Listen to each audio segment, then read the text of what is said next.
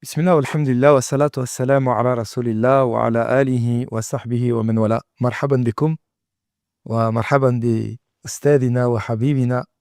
Younous, c'est un honneur pour moi que tu ouvres ces assises de podcast, dont l'idée d'ailleurs est née un petit peu de discussions qu'on a eues ensemble. Et c'est un honneur pour moi que tu sois le premier parce que tu as été le premier ici que j'ai aimé en Allah Azzawajal. Et Inch'Allah Ta'ala, ces assises seront des prémices de belles assises dans l'au-delà. Ya Rab. Et donc, tu es mon invité aujourd'hui. Et étant donné qu'on est dans un territoire assez sacré, etc., j'avais envie qu'on discute un petit peu de ce que moi je ressens du monde de la Amra et avoir bien évidemment ton expertise sur ce domaine-là, puisque tu as vécu ici, on a vécu ici, et puis c'est un endroit que tu n'as jamais quitté. Tu reviens chaque année. Moi, j'ai la chance aujourd'hui d'y habiter, et c'est une grande ni'ma dont je remercie Allah Azzawajal. Alhamdulillah. Et donc, marhaban bikoum déjà. Donc, je te laisse peut-être te présenter aussi. Et après, on lancera une belle discussion autour du Hajj, de l'Amra et de manière un peu plus générale de la sacralité de l'endroit où on est. Inch'Allah. Bismillah ar-Rahman ar-Rahim. Alhamdulillahi Rabbil Alamin. Amma ba'd. Déjà, on va quitter tout de suite ce ton-là. Et tu vous fais là, Habidi. Parce que toi et moi, ça fait 15 ans, pas qu'on se connaît, ça fait 15 ans que tu es Habibi. Et ça fait 15 ans que je suis ton Habibi. Et les gens, ils savent pas. Mais lui et moi, on n'est pas juste des frères. Ah, c'est un frère. Lui et moi, lui, il a vécu chez moi.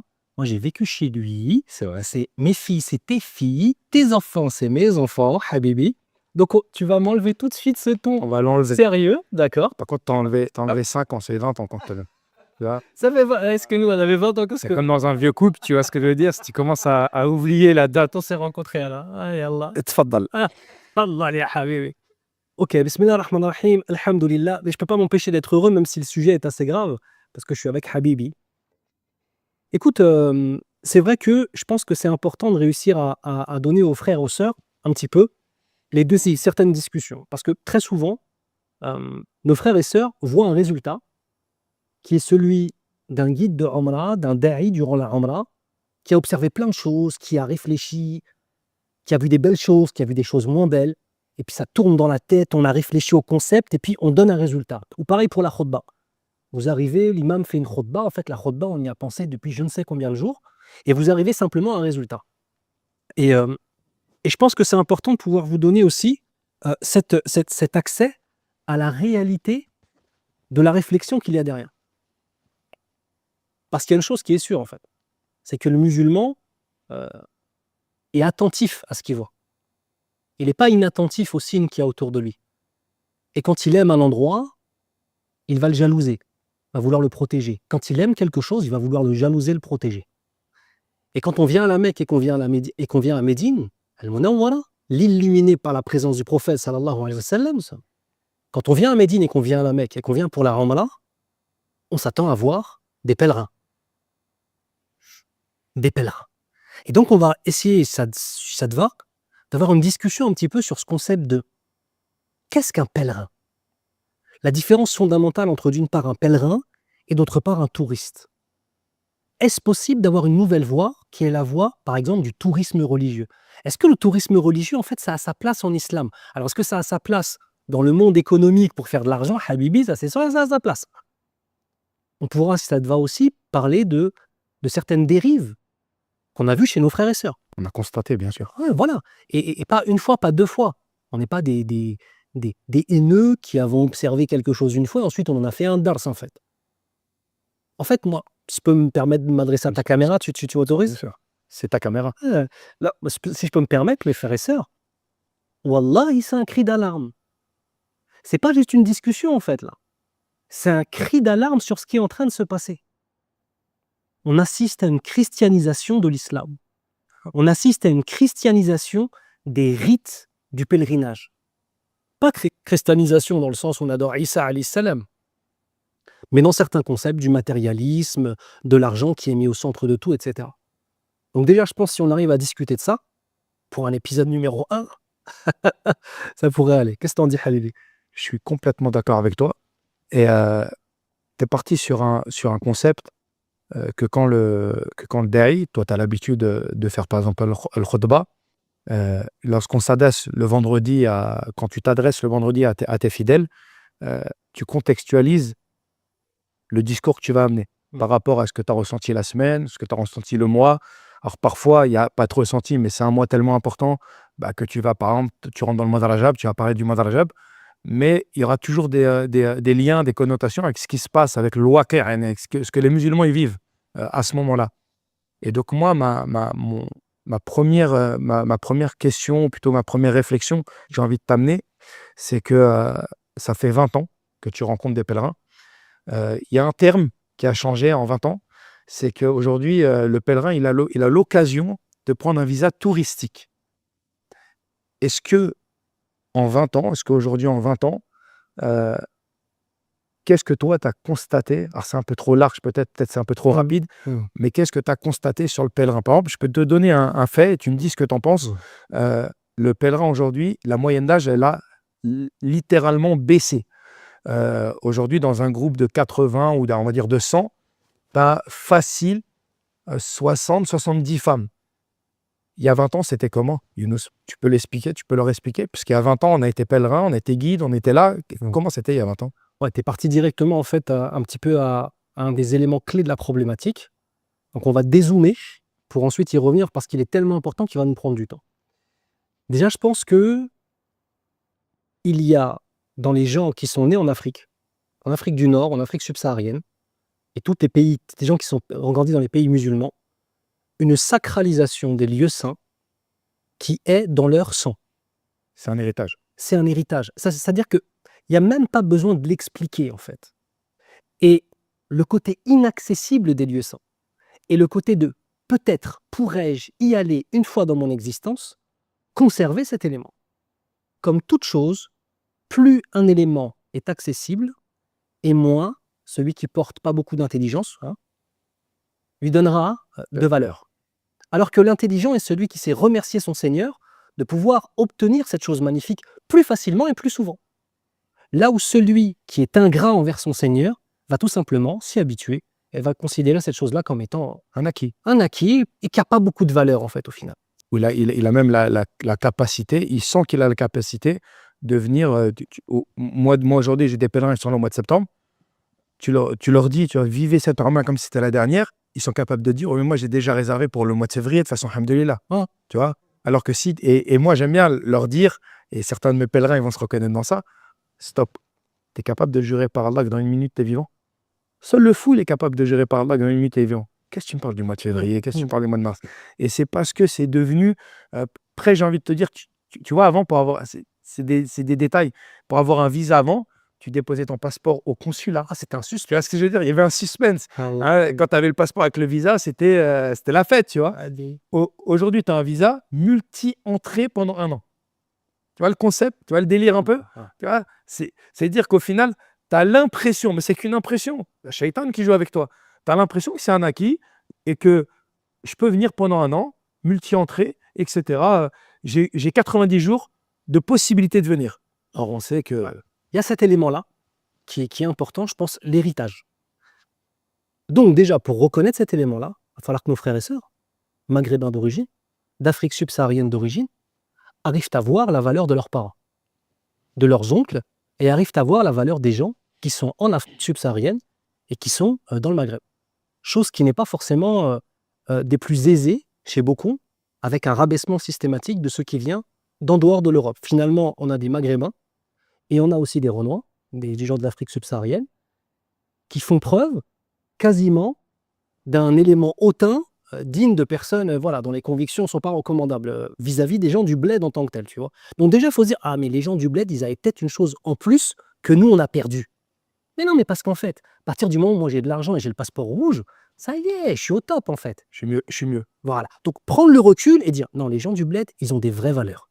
Et les gens de France ne sont pas mieux que les gens du bled, et les gens du bled ne sont pas mieux que les gens de France. Il y a juste des différences. Mais sachons regarder les qualités. Et les mamans, les papas, et les gens qui viennent du bled, en tout cas, même si ça est en train de changer aujourd'hui, malheureusement, ils ont cette notion de sacralité du lieu. On a encore. Pas besoin d'en parler. Exactement. Pas besoin d'en parler, en fait, tu vois. Le deuxième élément, c'était l'âge. Déjà, sacralité. Deuxième élément, c'était l'âge. Parce qu'en fait, c'était le voyage d'une vie, le voyage d'une existence. En fait, c'était pas un choix d'y aller à 60 ans. C'était parce que Économiser, c'était le seul moyen mais bien d'y sûr. arriver. C'est ça, en Bien fait. sûr. Parce qu'en fait, il n'y avait pas, à cette époque-là, tous les éléments de facilité d'amasser de l'argent qu'on a aujourd'hui. C'était différent, en fait. Et le voyage, les gens, ils prenaient l'avion une fois dans leur vie, 2 fois dans leur vie. Aujourd'hui, combien de fois on prend l'avion, en fait? Mais ça, moi, c'est ce que je demande à chacun de s'interroger. Vous avez tous des grands-parents, des grands tontons, des grandes tatas. Allez les voir, interrogez-les et demandez-leur. Est-ce qu'ils sont déjà partis en Grèce, aux Baléares, je sais pas moi, en vacances, en Thaïlande, en Malaisie? La réponse, on la connaît, hein. C'est non. C'est-à-dire que si jamais cette personne-là, elle est venue s'installer en France, le seul voyage de sa vie, c'était France, bled, France, bled, France, bled, et un jour, Allahu Akbar, France, le Hajj. France, le Hajj, en bus, 15 jours aller, Barakallah. 15 jours retour, 15 jours. Aujourd'hui, on a des gens. Alors, les personnes âgées, moi, ils sont hors scope. Ala ra's wal ayn. Ça. Uhibbuhum fillah. Je Wallah. parle même pas d'eux parce que tu sais quoi, quand je serai âgé, je sais pas comment je vis. Inch'Allah, ce sera un bon papy. Inch'Allah, ya Rab. Donc, je parle de la jeunesse, en fait. Subhanallah, ou de la jeunesse, ou même des beaucoup moins jeunes, jusqu'à 40-50 ans. Aujourd'hui, faire Paname de chez toi jusqu'aux portes du Masjid al-Nabawi en l'espace de 20 heures, trouve ça long. Et encore, t'es gentil. Hein. Il y a même le vol direct maintenant Paris-Médine. Hein. Donc, ça signifie qu'on a un rapport. Prix de Dhor Hein, à Paris, Maghreb et Isha, au Masjid Nabawi. Hein. Hein. Bien sûr. Ah, peut-être pas Dhor, peut-être exagéré. Ouais. Et j'ai pris le Fajr. Et c'était trop smart. Hein. Non, mais il y a 6 heures de vol. Il y a 6 heures de vol. Ouais. Avec le décalage horaire. Mais non, mais avec le décalage horaire. T'as un décalage horaire de 2 heures. Mais tu gagnes encore 2 heures, tu vois. Hein. T'es pas loin de ce que je te dis. Ouais. Subh, allez. Subh, l'Aïcha. Voilà. Ah oui, largement. Donc, tu vois, donc on a dit quoi le premier élément? La sacralité. Le deuxième élément, l'âge. Troisième élément, l'exceptionnalité. Le voyage. Le Hajj. Wesh rak le Hajj. Ki dir koum le Hajja. C'est-à-dire, quand tu étais un Hajj, c'était un statut. Par exemple, il était impensable qu'une femme parte à la Mecque et ne revienne pas voilée. Impensable. Et tu vois, encore une fois, c'est des fois cette pensée un peu envers les gens, tu vois, qui viennent d'Afrique, etc., de la part de nos frères et sœurs maghrébins d'origine, mais qui sont nés en Europe ou d'Afrique subsaharienne, de « ouais, mais c'était eux ». Genre, ils n'avaient pas compris. Wallah, ils avaient compris. Et c'est nous qui ne l'avons pas compris. Et c'est une des clés de ce podcast, c'est que nos frères et sœurs el-Mouchahidine, ceux qui regardent, qu'ils réapprennent à être humbles. Et que nous tous, on réapprenne à être humbles. Et qu'on doit regarder les valeurs des gens. Je vais te donner un exemple. Quand on vient ici, ça dépend des périodes. Il y a des périodes, c'est la Turquie. Ouais. Il y a salam alaikum. Il y a que des Turcs partout. Il y a des périodes, c'est le Bangladesh. Il y a des périodes, tu vois, des grandes périodes. Quand tu arrives, par exemple, une période où c'est l'Asie, le contact, la notion, la relation au contact en Asie, elle n'est pas pareille que la nôtre. Tu vas au Bangladesh, tu arrives dans n'importe quel jour de l'année à l'aéroport, on dirait que c'est le jour de la fête nationale, tellement il y a du monde. La promiscuité chez La nous. promiscuité, c'est normal. On avance, j'ai ma main comme ça sur toi. Je te dis, allez, Allah, hadji, hadji. Ah, t'as bien aimé. Je te secoue, c'est normal. C'est normal. Et nous, en tant qu'Européens, quand on vient, on voit ça. Ah, vas-y, ils ont un mauvais comportement. Ah, attends, regarde. Dans les relations humaines de la créature à la créature, il y a certainement des éléments assez rustres. Rustres. Que tu n'as pas l'habitude. Qu'on n'a pas l'habitude. Voilà. Est-ce qu'il y a un manque de respect dedans? Non. Est-ce qu'il y a une volonté de hagra dedans? Non. Est-ce qu'il y a un manque de respect à Allah Azza wa Jal? Même s'il ne faut pas pousser son frère, etc., on s'est bien compris. Hein. Mais il n'y a pas ce truc de « je m'en fiche ». Moi, quand je vois des sœurs qui viennent, qui ne poussent personne, des sœurs qui viennent de France, ou des frères qui viennent, qui ne poussent personne, qui sont en train d'attendre leur tour, c'est bien. Mais si cette même sœur, elle manque de pudeur dans sa façon de marcher, dans sa façon de parler, dans sa façon de se vêtir. N'oubliez pas qu'on est face à une société aujourd'hui où la femme, par le biais du féminisme, a été masculinisée de plus en plus. Et l'homme, par le biais, excusez-moi du terme, de la déyousserie qu'on a été féminisé de plus en plus. Et en fait, là où on avait des comportements d'hommes et des comportements de femmes qui étaient bien différents et qui sont nécessaires. Un père doit pas être comme une mère comme un père, un homme comme ça. Chacun son rôle, chacun sa place. وَلَيْسَ الذَّكَرُ كَالْأُنثَى. Le masculin n'est pas comme le féminin. Et en fait, on a ramené les femmes par le biais de l'idéologie féministe notamment et d'autres choses vers les hommes, et les hommes par la déyousserie, ils ont été ramenés vers les femmes. Et donc, en fait, on a des mélanges. On a des hommes avec des comportements féminins et on a des femmes avec des comportements masculins. Moi, quand je vois une sœur, excuse-moi, je l'ai vu encore tout à l'heure, quand je vois une sœur qui se balade à la Mecque avec un turban où on voit son cou et avec des chaussures orange euh, pétant, qui parle fort avec son téléphone coincé dans son turban, excuse-moi, et là, c'est pas une anecdote de une fois, c'est. Non, c'est. Et bah, tu vois, cette femme-là, qu'Allah la guide déjà, mais qu'Allah la guide, ça, c'est la première des choses qu'on fait dua pour elle. Mais je trouve que son comportement est bien pire que le comportement de quelqu'un d'Inde qui va te pousser dans le dos. Qu'on ait un petit peu de, tu vois, d'humilité vis-à-vis de nous-mêmes, Inch'Allah ta'ala. Ah, mais la Amra, elle permet à. Quand tu vis en France, des cultures, il y a des cultures que tu connais pas. Ah, je vais rentrer même dans un détail de chez détail, mais qui nous passionne, nous. C'est même, par exemple, le madhab Hanafi. On le connaît pas. Ouais, the following. Ouais, c'est-à-dire que quand tu vois un musulman Hanafi en face de toi, tu peux te dire, mais il fait quoi? Il fait n'importe quoi. Mais c'est parce que toi, tu es ignorant, en fait. Et bah, ça, Le passage de l'école de l'imam Abu Hanifa, rahimahullah, qui est l'école la plus pratiquée sur cette terre. voilà. Et souvent, en plus, c'est anecdotique, mais souvent, on dit, ah ouais, l'école de l'imam Abu Hanifa, ouais, bah, lui, de toute façon, il a contredit tout le monde. Non. C'est L'autre, il le contredit, voilà, parce qu'il est venu en premier. Mais c'est encore une fois, c'est de l'ignorance. Et justement, le fait de venir en Amra ici, de venir à Mecca, de venir à Médine, ça nous renvoie, nous, Français, parce qu'on parle à une communauté française, on va dire, en premier lieu, à notre propre ignorance du monde. Parce que pour nous, on est persuadé déjà, premièrement, qu'on est les meilleurs du monde. Ça, de toute façon, c'est connu même dans le tourisme, de manière générale. Et puis, deuxièmement, on a l'impression que l'islam, c'est le Maroc, l'Algérie, la Tunisie, le Mali, le Sénégal. En fait, si tu fais les 5 pays, ces 5 pays-là réunis, ça fait même pas, peut-être même pas, je sais pas, l'Indonésie, tu vois, ou même pas les musulmans indiens d'Inde, tu vois. Donc, au final, plus quoi, parce qu'ils sont un peu plus de 200 millions. mais tu vois, le rapport, il est 80% des musulmans dans le monde ne sont pas d'origine arabe, premièrement. L'islam subsaharien représente, il me semble, entre 13 et 15%, d'accord? Et en fait, le reste, c'est l'Asie, en fait. c'est incroyable. Ouais. Et en fait, quand tu viens ici, moi, je le vois avec les pèlerins. C'est la première fois de leur vie qu'ils voient des Asiatiques. Ouais, ça. Alors oui, il y a des comportements, ils sont pas choquants, mais il y a des comportements étranges, puisque nous, on n'a pas l'habitude de les voir. Donc, on ne sait pas comment ils sont. Justement, je te faisais le constat il y a quelques jours, je te disais, ce qui me surprend, et je pense que tu vas être d'accord avec moi, c'est, tu vois, c'est les Asiatiques. Ouais. Quand tu rencontres les Asiatiques dans le tawaf, Ouais. ils parlent quelle langue? Pas l'arabe. Ils parlent l'arabe. Ouais. Je sais pas si tu t'imagines, c'est tellement loin de leur langue. Et ils ont des récitations du Coran de folie. Incroyable. Tu vois ce que je veux dire?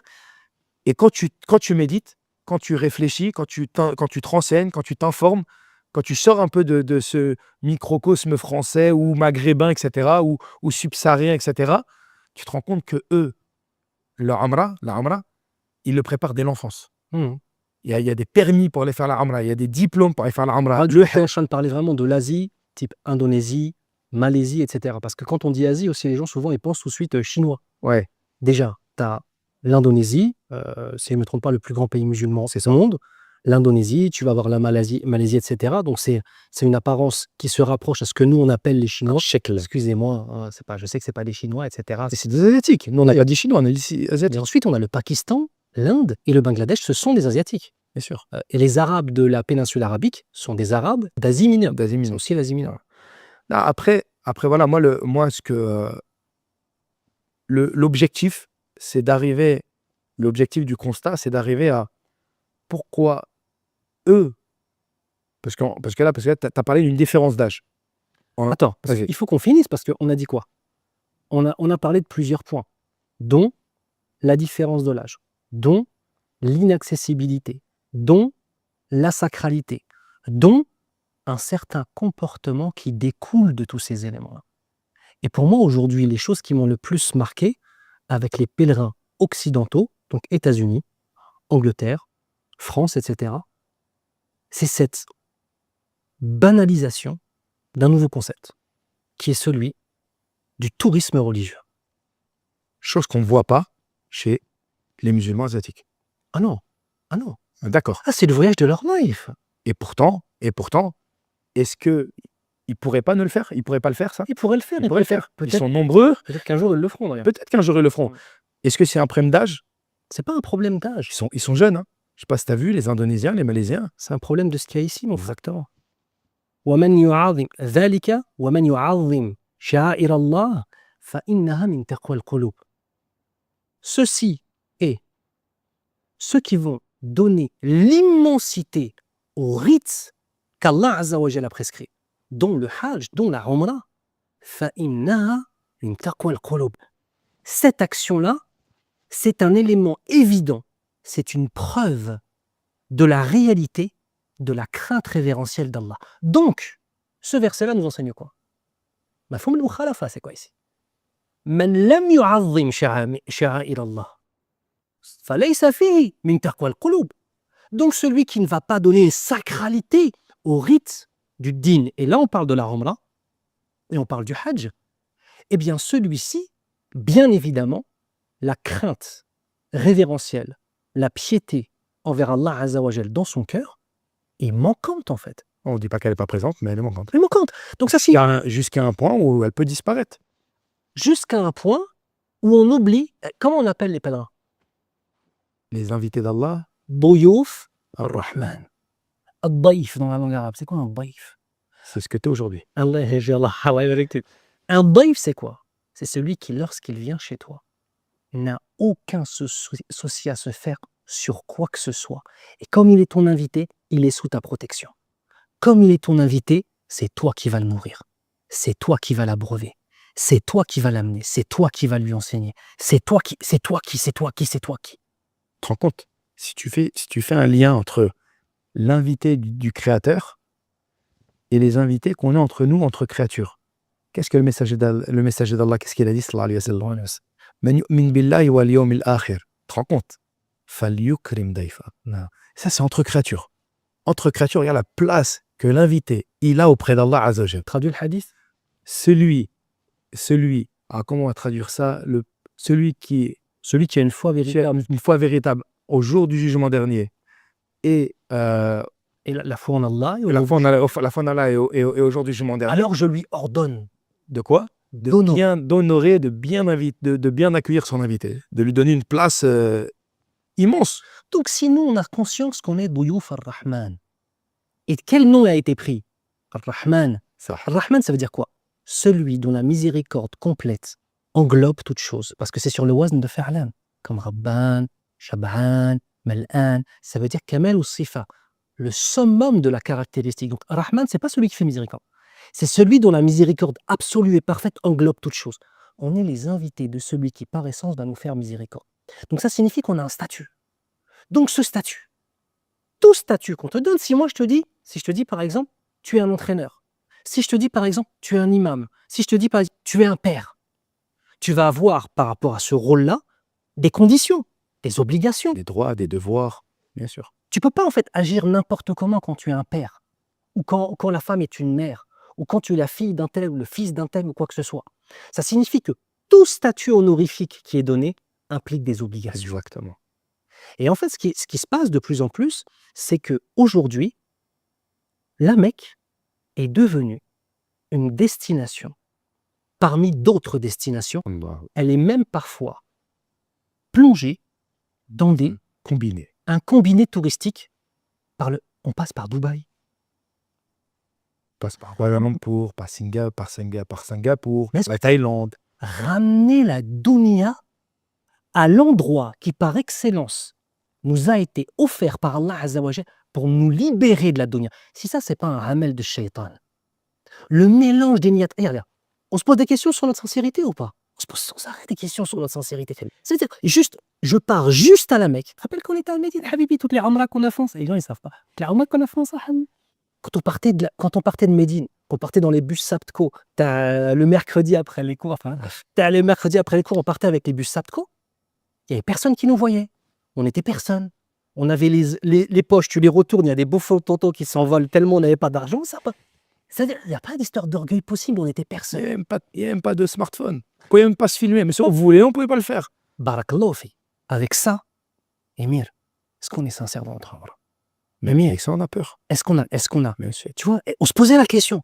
Est-ce que tu te rends compte, Émir, que là, on va aller dans un endroit, c'est vrai qu'on était à Médine, où le prophète sallallahu alayhi wa sallam marchait. D'ailleurs, l'imam Malik, rahimahullah, à Médine, il marchait pieds nus, dans l'espoir que son pied touche un endroit que le pied du prophète sallallahu alayhi wa sallam avait touché. il ne se mettait pas sur la monture. Exactement. Il ne se mettait pas sur une monture de peur se dire, en fait, j'ai été à un endroit plus haut que le prophète sallallahu alayhi wa sallam. Allahu akbar. C'est ça les pieux, en fait. Donc ça, c'est un autre élément. Banaliser, en fait, la destination de Mecca, tout ça parce qu'elle est accessible au niveau financier, alors, elle a perdu quasiment sa sacralité, qu'Allah nous préserve. Et il y a un autre élément. Tu viens juste d'en parler, le smartphone. En fait, aujourd'hui, Une ailette, c'est un outil. ouais, c'est un outil, mais il y a plein de choses. Le fusil aussi, c'est un outil, mais tu fais des génocides avec. Ou bien alors, tu fais la libération de la Palestine. Allahumma ansur ikhwanana ya rabbal alamin. Ça, oh là là. Donc oui, d'accord, tu peux utiliser plein de choses. Maintenant, la réalité, comment il est utilisé? Bah, tu sais, moi, je mets un. Bah, on est pareil. Hein. Je pense que je pourrais deviner ta réponse si je te posais la question. Un imam qui marque ta vie dans la lecture. Cheikh Al-Khuzam. Vas-y, peut-être d'autres. Non, pas la lecture du Coran. Dans la lecture de l'islam. Dans ses écrits. L'imam Ibn al-Qayyim, rahimahullah. D'accord. Rahimahullah, rahmatan wasi'a. Cheikh al-Islam était le meilleur, rahimahullah. De toute façon, Ibn Rajab al-Hanbali, Abu Hamid al-Ghazali, rahimahullah. Non. Il y a un rapport dans sa lecture de connexion avec Allah. Ouais. D'accord? Bon, d'accord. Vas-y. Ce que je dis souvent à mes pèlerins, aux pèlerins, de général, c'est pas les miens, mais ceux qui sont derrière moi, lorsqu'on part en tawaf, ou lorsqu'on part même au Hajj, à Arafat, encore plus à Arafat, tu te rends compte? À Arafat. Non, mais c'est incroyable. Et Arafat soumiya Arafat, لأن العبد يعرف رحمة ربه في ذلك اليوم. Il a été appelé Arafat, ça vient du verbe Arafat, connaître, parce que c'est en ce jour-là que l'adorateur prend conscience et il connaît, et il est en contact avec la miséricorde d'Allah. D'autres disent que c'est Arafat, Adam Arafat Hawa. Il avait perdu Hawa et il a reconnu Arafat. Il y a plein de choses. Arafat, Nefsa, tu te prends conscience de qui tu es, c'est le voyage de ta vie. Ça. Mais tu vois, et moi je leur dis, le téléphone que vous avez, vous pourriez l'utiliser sur le chemin d'Allah Azza wa Jal. Mais vous allez voir, au moment où je te parle, Habibi, je pourrais le jurer par Allah, mais ça sert à rien. Mais j'ai pas là, on est sur l'yaqin, d'accord?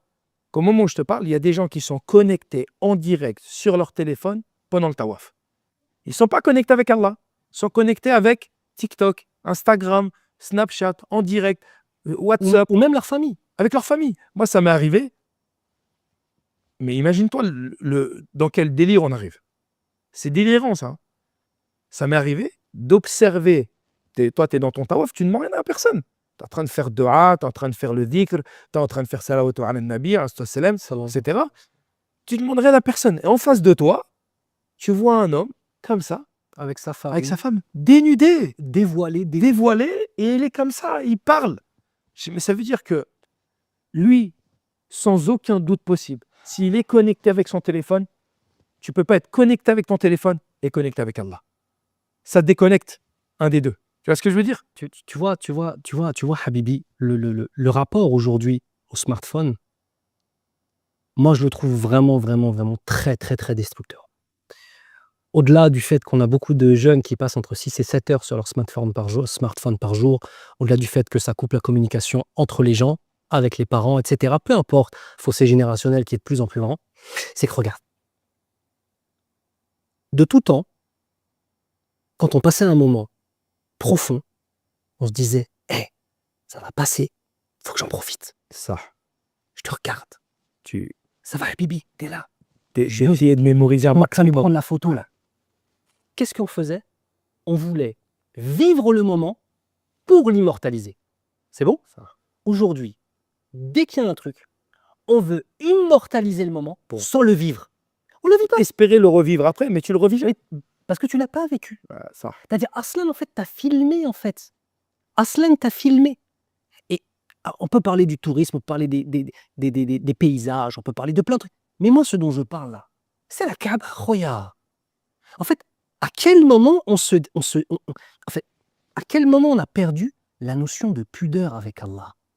Et vous savez, mes frères et sœurs, moi, je vous le dis, à force de croire que regarder des petites vidéos de 1 minute, de 3 minutes, genre pour les plus vieux de 5 minutes, qu'on a appris notre dîne avec ça, wallahi que c'est une illusion. Wallahi que c'est une illusion. Les petites vidéos sont là pour vous montrer un petit morceau, pour vous donner envie d'aller voir la chose plus longue. Et la seule chose sur laquelle vous allez, Inch'Allah, apprendre des choses, c'est YouTube. Parce que YouTube, c'est quoi? YouTube, c'est plus long. YouTube, c'est des contenus, etc., etc., tu vois. C'est pas TikTok, c'est pas Insta, c'est pas... En fait, la problématique, c'est qu'on a donc quoi? Qu'est-ce qu'on a? Qu'est-ce qu'on a? Allez, vas-y, on revient en arrière. Qu'est-ce qu'on a? En fait, qu'est-ce qu'on a? Nous avons des gens qui sont les descendants d'ex-colonisés, qui ont grandi en France, avec toutes les inégalités sociales des années 70 et des années 80. L'urbanisation. Urbain, parqués dans des cités, etc., etc. Très vite, les gens se sont dit que le seul moyen de s'en sortir, c'était l'argent, pour pouvoir sortir de cet endroit. Parce que qui dit pauvreté et promiscuité, dit développement de la criminalité. Et peu importe l'origine que tu as. Avant les déglingos en France, c'était les Italiens. Tu vois ce que je veux dire? Parce qu'ils étaient pauvres. Ensuite, ils ont su sortir, entre parenthèses, des quartiers. Donc, en fait, on a eu toute une génération de musulmans qui sont « on doit sortir des quartiers. On doit ». Donc, il y a eu un développement, en fait, de se dire que c'est par la réussite financière et c'est par l'argent qu'on va réussir à tout remporter. Quand tu prends le chemin de la dunya, très vite, tu vas devoir faire des choix. Et on a des parents, en fait, qui, eux, sont venus, ils étaient pauvres, et ils avaient un seul... en fait, le dîn, il a été transmis, il a été hérité par les bouches, par les comportements et par la société. Donc, dans la tête des parents, plein, ils se sont... Leurs enfants, ils vont l'avoir, ça. Puisqu'ils n'avaient pas forcément besoin de se rappeler d'un mu'allim qui lui a répété 100 fois « fais ci, fais ça, fais ci, fais ça ». Lui, il l'a hérité. On appelle ça la conscience collective islamique. Et en fait, quand ils ont eu leurs parents, quand ils ont eu leurs enfants, ils ont pensé qu'ils allaient obtenir la même chose. Et en même temps, ils ont dit « faut pas que tu sois pauvre comme moi. Bouné, moi, c'était difficile. C'était difficile pour moi. On n'avait pas à manger. C'était difficile pour nous. On se chauffait pas. Pour ceux qui ont connu les bidonvilles de Nanterre, on vivait dans des bidonvilles, etc. » Donc, ils ont transmis à leurs enfants pour beaucoup, et c'est tout à fait compréhensible. Il faut que tu réussisses. Ouais, c'est une obligation. Et on a mis quoi au centre? L'argent.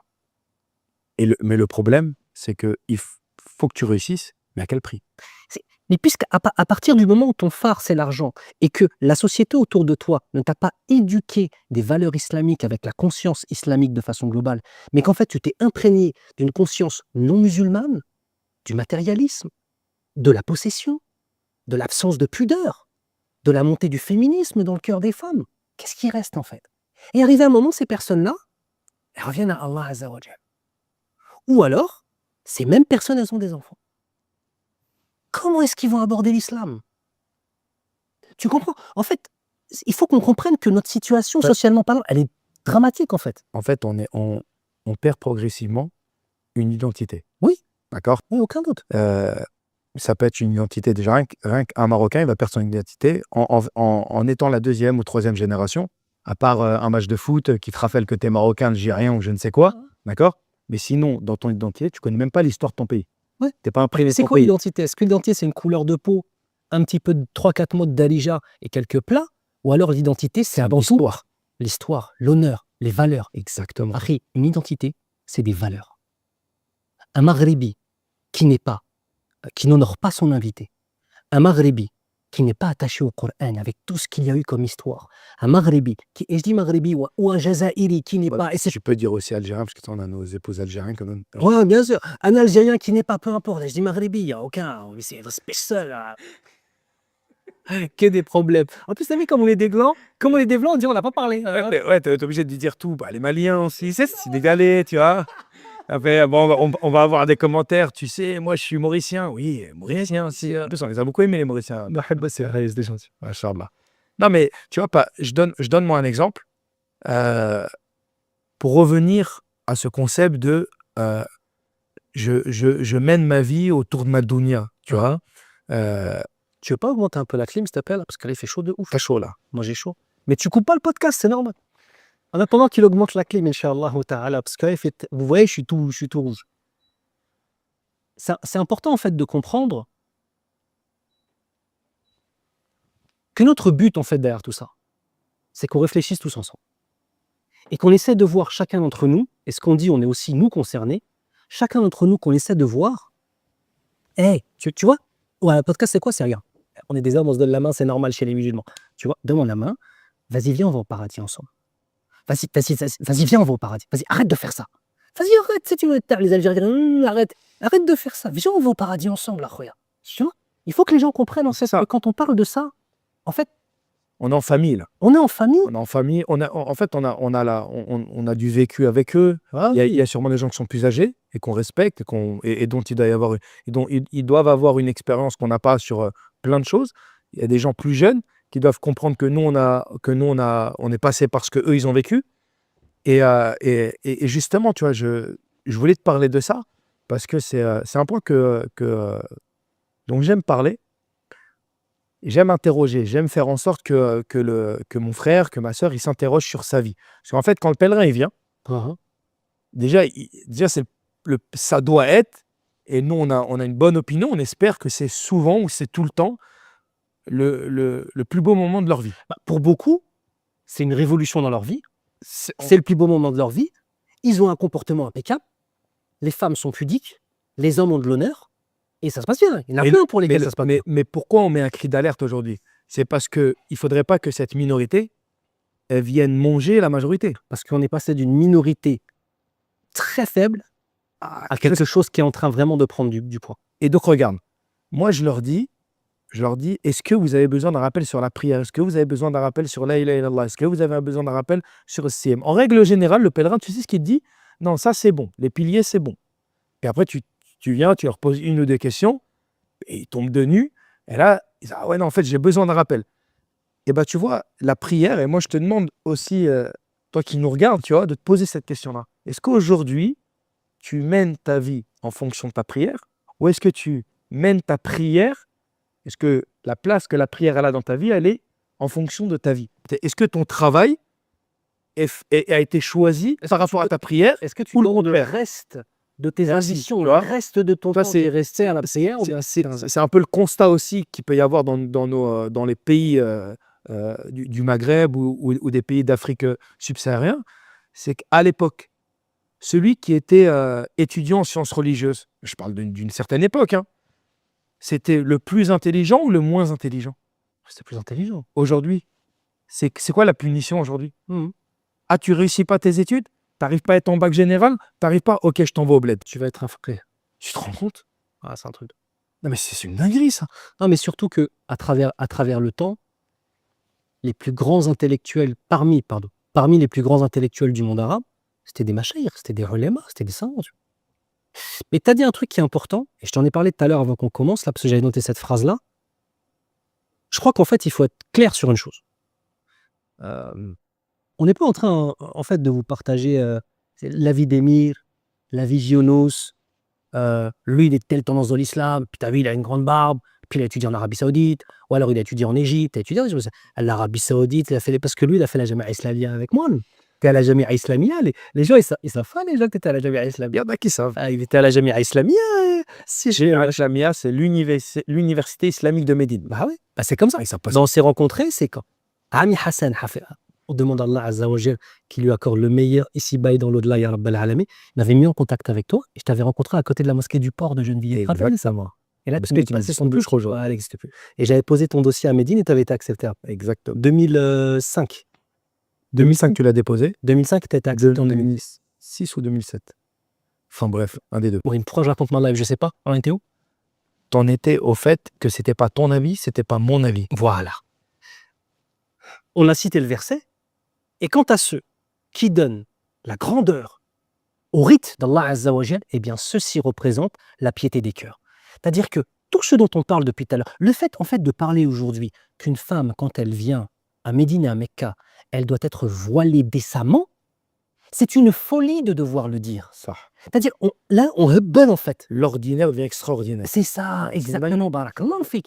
Mais les mêmes personnes qui voient ensuite qu'il y a des non-musulmans, maintenant, qui rentrent à Médine et Mecca, et des femmes non voilées qui rentrent à Médine et Mecca et qui sont choquées, mais déjà, est-ce que nous, les musulmanes, elles portent un hijab shara'i? Pour rappel, le hijab n'est pas un élément de tazyil, c'est-à-dire ce n'est pas un élément d'embellissement. Il est là pour cacher votre beauté, mes sœurs. Parce que votre beauté, c'est pour votre mari. Et tout comme l'homme, sa beauté, Inch'Allah, il y a des éléments de son corps qu'il ne montre qu'à son épouse. C'est tout à fait normal en tant que quoi. Oui, on est aujourd'hui, on marche sur la tête. أفمن يمشي مكبا على وجهه أهدى أمن يمشي سويا على صراط مستقيم. Est-ce que celui qui marche sur le visage est plus guidé que celui qui marche droit en étant sur une voie droite? Donc là, ce dont on est en train de parler, c'est pas un truc de c'est ton avis, c'est mon avis. Ah, là, on parle du din, là. On n'a pas parlé de trucs super précis dans le dogme. Là, c'est ma'loum bid-daroura. Et ça nous amène à une deuxième règle. En fait, ce que tu es en train de dire, c'est que si tu poses la question au bédouin qui est dans le désert, Ouais. qui n'a jamais connu l'Occident, Ouais. il n'a pas la télé, il n'a pas le téléphone, etc. Tu lui dis, si demain je vais à la Mecque, est-ce que je dois mettre le hijab? Lui, qu'est-ce qu'il dit? Attends, mais...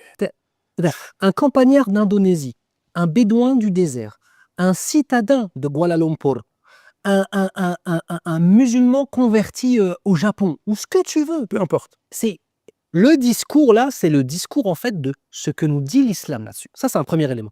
Deuxième élément, ce n'est pas parce que nous sommes habitués à avoir sans arrêt des dérives sur l'islam que la dérive devient partie intégrante de l'islam. C'est-à-dire, de façon plus simple, ce n'est pas le monde qui façonne l'islam.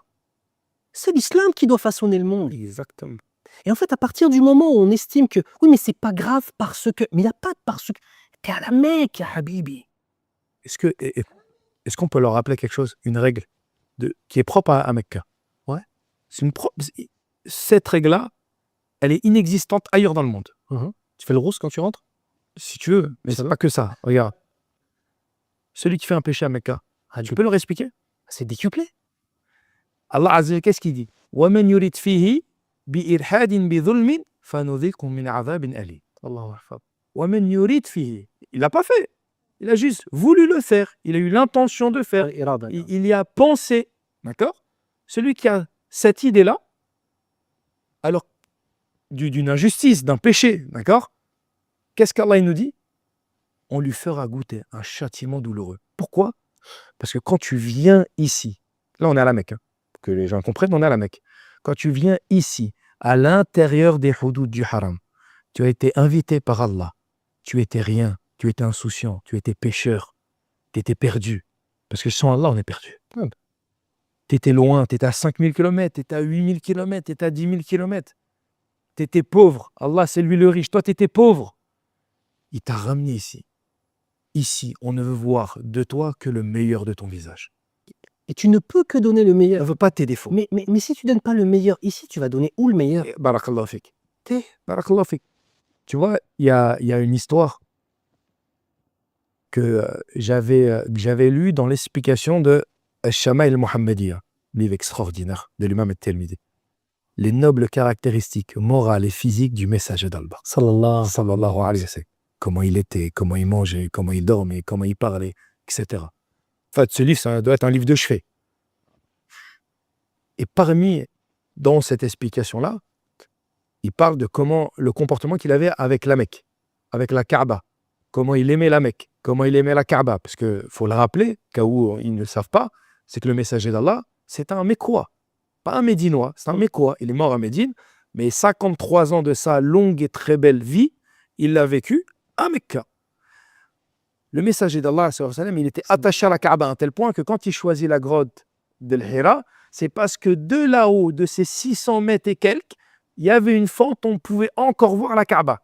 Il aurait pu aller dans plein d'autres montagnes. Non, il a choisi cette grotte-là parce qu'il y avait encore cet attachement, cette connexion avec la Kaaba, qu'il ne voulait pas perdre. Il pouvait s'isoler, mais pas de ça. Saïd ibn Jubair, rahimahullah, mais un grand tabi'in. Les tabi'in, c'est ceux qui ont succédé aux Sahaba. Donc, on va dire le top 3, d'accord, si on peut dire. Il y a Hassan al-Basri, Mujahid, il y en a d'autres. Mais Saïd ibn Jubair, c'est un grand compagnon, un grand lapsus. C'est un grand tabi'in, un grand succédeur. Mutlaqan radiyallahu anhu, ce n'est pas exclusif aux Sahaba. C'est vrai, c'est vrai. On peut le dire, c'est une doigt. Mais c'est vrai que d'usage, ça pour les Sahaba. Donc, la première fois qu'il a vu la Kaaba, je ne sais pas si tu connais l'histoire. Première fois qu'il voit la Kaaba, il ne l'a jamais vue. Il la voit, il fait rak'atayn dans la première unité de prière. Il récite tout le Coran. Allahu Akbar. Quand on lui demanda pourquoi, il n'arrivait pas à s'arrêter. Il était subjugué. Parce que lui, il avait compris où il était. C'était quoi cet endroit? C'est pas juste de l'émotion. C'est pas juste mon émotion temporelle et temporaire de je pleure pendant un tout petit moment. Ça doit marquer ta vie. En fait, c'est un tournant, une étape. Exactement. Tu vois, la Kaaba, il y a 2 coins qu'on touche. Rukn al-Yamani, le coin yéménite, et Hajar al-Aswad. On ne touche pas les 2 autres coins. Parce que les 2 autres coins, en fait, ils n'existent pas. Puisque la Kaaba a été reconstruite et ils n'existent pas. Mais juste ça. C'est comme moi, j'arrive à faire amener, c'est pas les groupes, mais une petite famille, un couple, etc. J'arrive à les faire toucher Rukn al-Yamani. Hajar al-Aswad, c'est impossible. Sauf si tu vas prendre des péchés pour y aller. Donc ça n'a pas de sens, d'accord? Ils touchent, je leur dis stop. On se recule, je dis là, peut-être que tu as touché le même endroit que le messager d'Allah il a touché. Sallallahu alayhi wa sallam. C'est trop honte. En tout cas, ta main, elle a touché le même endroit. C'est symbolique. Mais c'est un symbole qui est fort, que les salafs, ils avaient compris. Que nos pieux prédécesseurs, ils avaient compris. Et il n'y a pas besoin. Tu sais, souvent, on est là, les salafs, mais ils sont hors temps. Hein, comme certains livres qui ont été écrits, Aïna nahnu min haoula, mais ils sont hors temps. Non, c'est nos cœurs qui sont hors temps. C'est nos cœurs qui sont hors temps. On a eu la chance de nous asseoir chez des savants qui sont vivants aujourd'hui, qui sont contemporains. Hein, comme Cheikh Mohammed ibn Mohammed Mukhtar al-Shinqiti, il est contemporain, il est encore là. Quand il te raconte des histoires, quand il te raconte certaines histoires où son shir dans le Coran, un jour, il a entendu un verset qu'un qari lui a lu sur lui, et quand il a entendu le verset, il est mort. Parce que ça l'a tellement choqué, il est mort. Mais ça, c'est contemporain, c'est là, c'est il y a 10 ans, il y a 15 ans. Chez Al-Uthaymin, c'était il y a 20 ans. Chez Al-Albani, c'était il y a 20 ans. C'était pas il y a 100 000 ans. Tu vois ce que je veux dire? Donc ça veut dire que c'est pas une histoire d'années. Et tu sais quoi? Je suis persuadé que dans 20 ans, dans 30 ans, dans 50 ans, il y en a qui prendront la relève. Et des histoires incroyables, on en entendra, parce qu'on en entend encore aujourd'hui. Tu sais, moi, l'histoire de Shir ibn Ubez, quand tu lis son histoire, c'est un homme aveugle, tu vois, tu as l'impression, quand tu lis son histoire, sa biographie, il a vécu 5 ans de vie. C'est incroyable. Il avait tous les pouvoirs, tu as l'impression qu'il a vécu 5 ans de vie. Tu vois, pourquoi? Parce qu'il y avait la baraka dans leur temps, parce qu'ils sacralisaient chaque moment. Nous, on parle de sacraliser la Amra ou le Hajj. Et ça devrait être pareil pour chaque prière compris, pour chaque mois de Ramadan qu'Allah. Les salafs, ils disaient quoi? À la sortie de Ramadan, ils demandaient qu'Allah accepte leur mois de Ramadan. 6 mois après, pendant 6 mois, Allahumma balighna Ramadan. Allahumma balighna, parce qu'ils savaient c'était quoi le mois de Ramadan. Tu sais, le Ramadan, c'est une madrasa. La prière, c'est une madrasa. La Umrah, c'est une madrasa qui doit t'apprendre, qui doit t'éduquer. Mais si on en vient à ton constat, à un autre constat, au constat malheureux, que la Umrah, c'est un voyage parmi tant d'autres. Et ce n'est que le début. Et c'est que... Donc c'est ça, ya Habibi. Jusqu'où ça va aller? En fait, voilà, c'est que là, nous sommes au début. En fait, il a eu un virage et nous sommes au début, en fait. Il y a un autre élément qui est important, c'est le fait que l'Arabie Saoudite est ouvert aux femmes non accompagnées d'un mahram, il leur est ouvert la possibilité de venir faire la Umrah. Chose qui à la base est illicite, hein, qu'on soit bien clair. Et ce n'est pas parce que l'Arabie Saoudite au niveau administratif autorise quelque chose que cette chose devient licite. L'Arabie Saoudite a pris un tournant sur plein de volets dont on ne va pas en parler maintenant. Elle a la vision 2030, elle a fait des investissements de plus de 200 milliards de dollars, elle a besoin de retour sur investissement. Donc, ils ont ouvert pour qu'il y ait plus de pèlerins, tout simplement. Plus de touristes. Plus de touristes. Tu vois ce que je veux dire? On va dire pèlerins quand même. On va dire encore pèlerins. Et des touristes aussi, ils essaient de développer le tourisme, tu vois. Ce que je voulais dire, c'est que aujourd'hui, nous avons une pente descendante. Cette pente descendante, et je ne me fais pas l'illusion qu'avec ce podcast, on va tout changer. Mais c'est Allahumma shahad. Ya Allah, sois témoin, on a voulu prévenir nos frères et nos sœurs. Moi, que nos prières ne soient pas malheureusement exceptionnelles à chaque fois, puisqu'on en a au minimum 5 par jour, À la limite. alors, je peux comprendre d'une certaine façon, je ne vais pas le justifier. Comprendre, c'est pas justifier. D'accord? Je vais juste dire, ah, j'ai compris comment ça s'est fait, mais j'ai pas dit que c'était bien. Mais Ramadan, Ramadan une fois dans l'année, la Umrah une fois dans ta vie, ou 3 fois dans ta vie, le Hajj une fois dans ta vie. Oh, on a les gens qui, aujourd'hui, les malls, donc les centres commerciaux, sont remplis de femmes du matin au soir. Ils nous ont fait la grande tour, là, qui est un centre commercial géant avec des hôtels géants. Et on a les gens qui passent leur vie dans les magasins. Allah. Emir, c'est quoi la maladie principale aujourd'hui et c'est quoi le problème principal des pèlerins que tu rencontres aujourd'hui? Le problème principal des pèlerins que je rencontre aujourd'hui, ouais, je vois ce que tu veux dire. C'est l'ennui. L'ennui. Et là, on fait quoi demain? Viens, on le répète. L'ennui. C'est incroyable. L'ennui. Ça, c'est un délire. Un délire. Des gens viennent à la Mecque et à Médine, ils s'ennuient. Et ils te demandent, est-ce qu'on peut aller faire du cheval? Est-ce qu'on peut aller faire du jet ski? Juste si on peut se permettre. Bah, tu me poses la question là. Je sais pas qui va me la poser la question. Ça veut dire que c'est un constat. Tu sais, c'est-à-dire que tu sais que je vais répondre ça.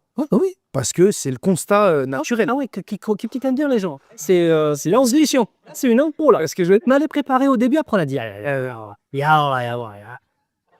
Non, mais regarde, tu veux que je te lance un exemple et comme ça après tu nous en parles.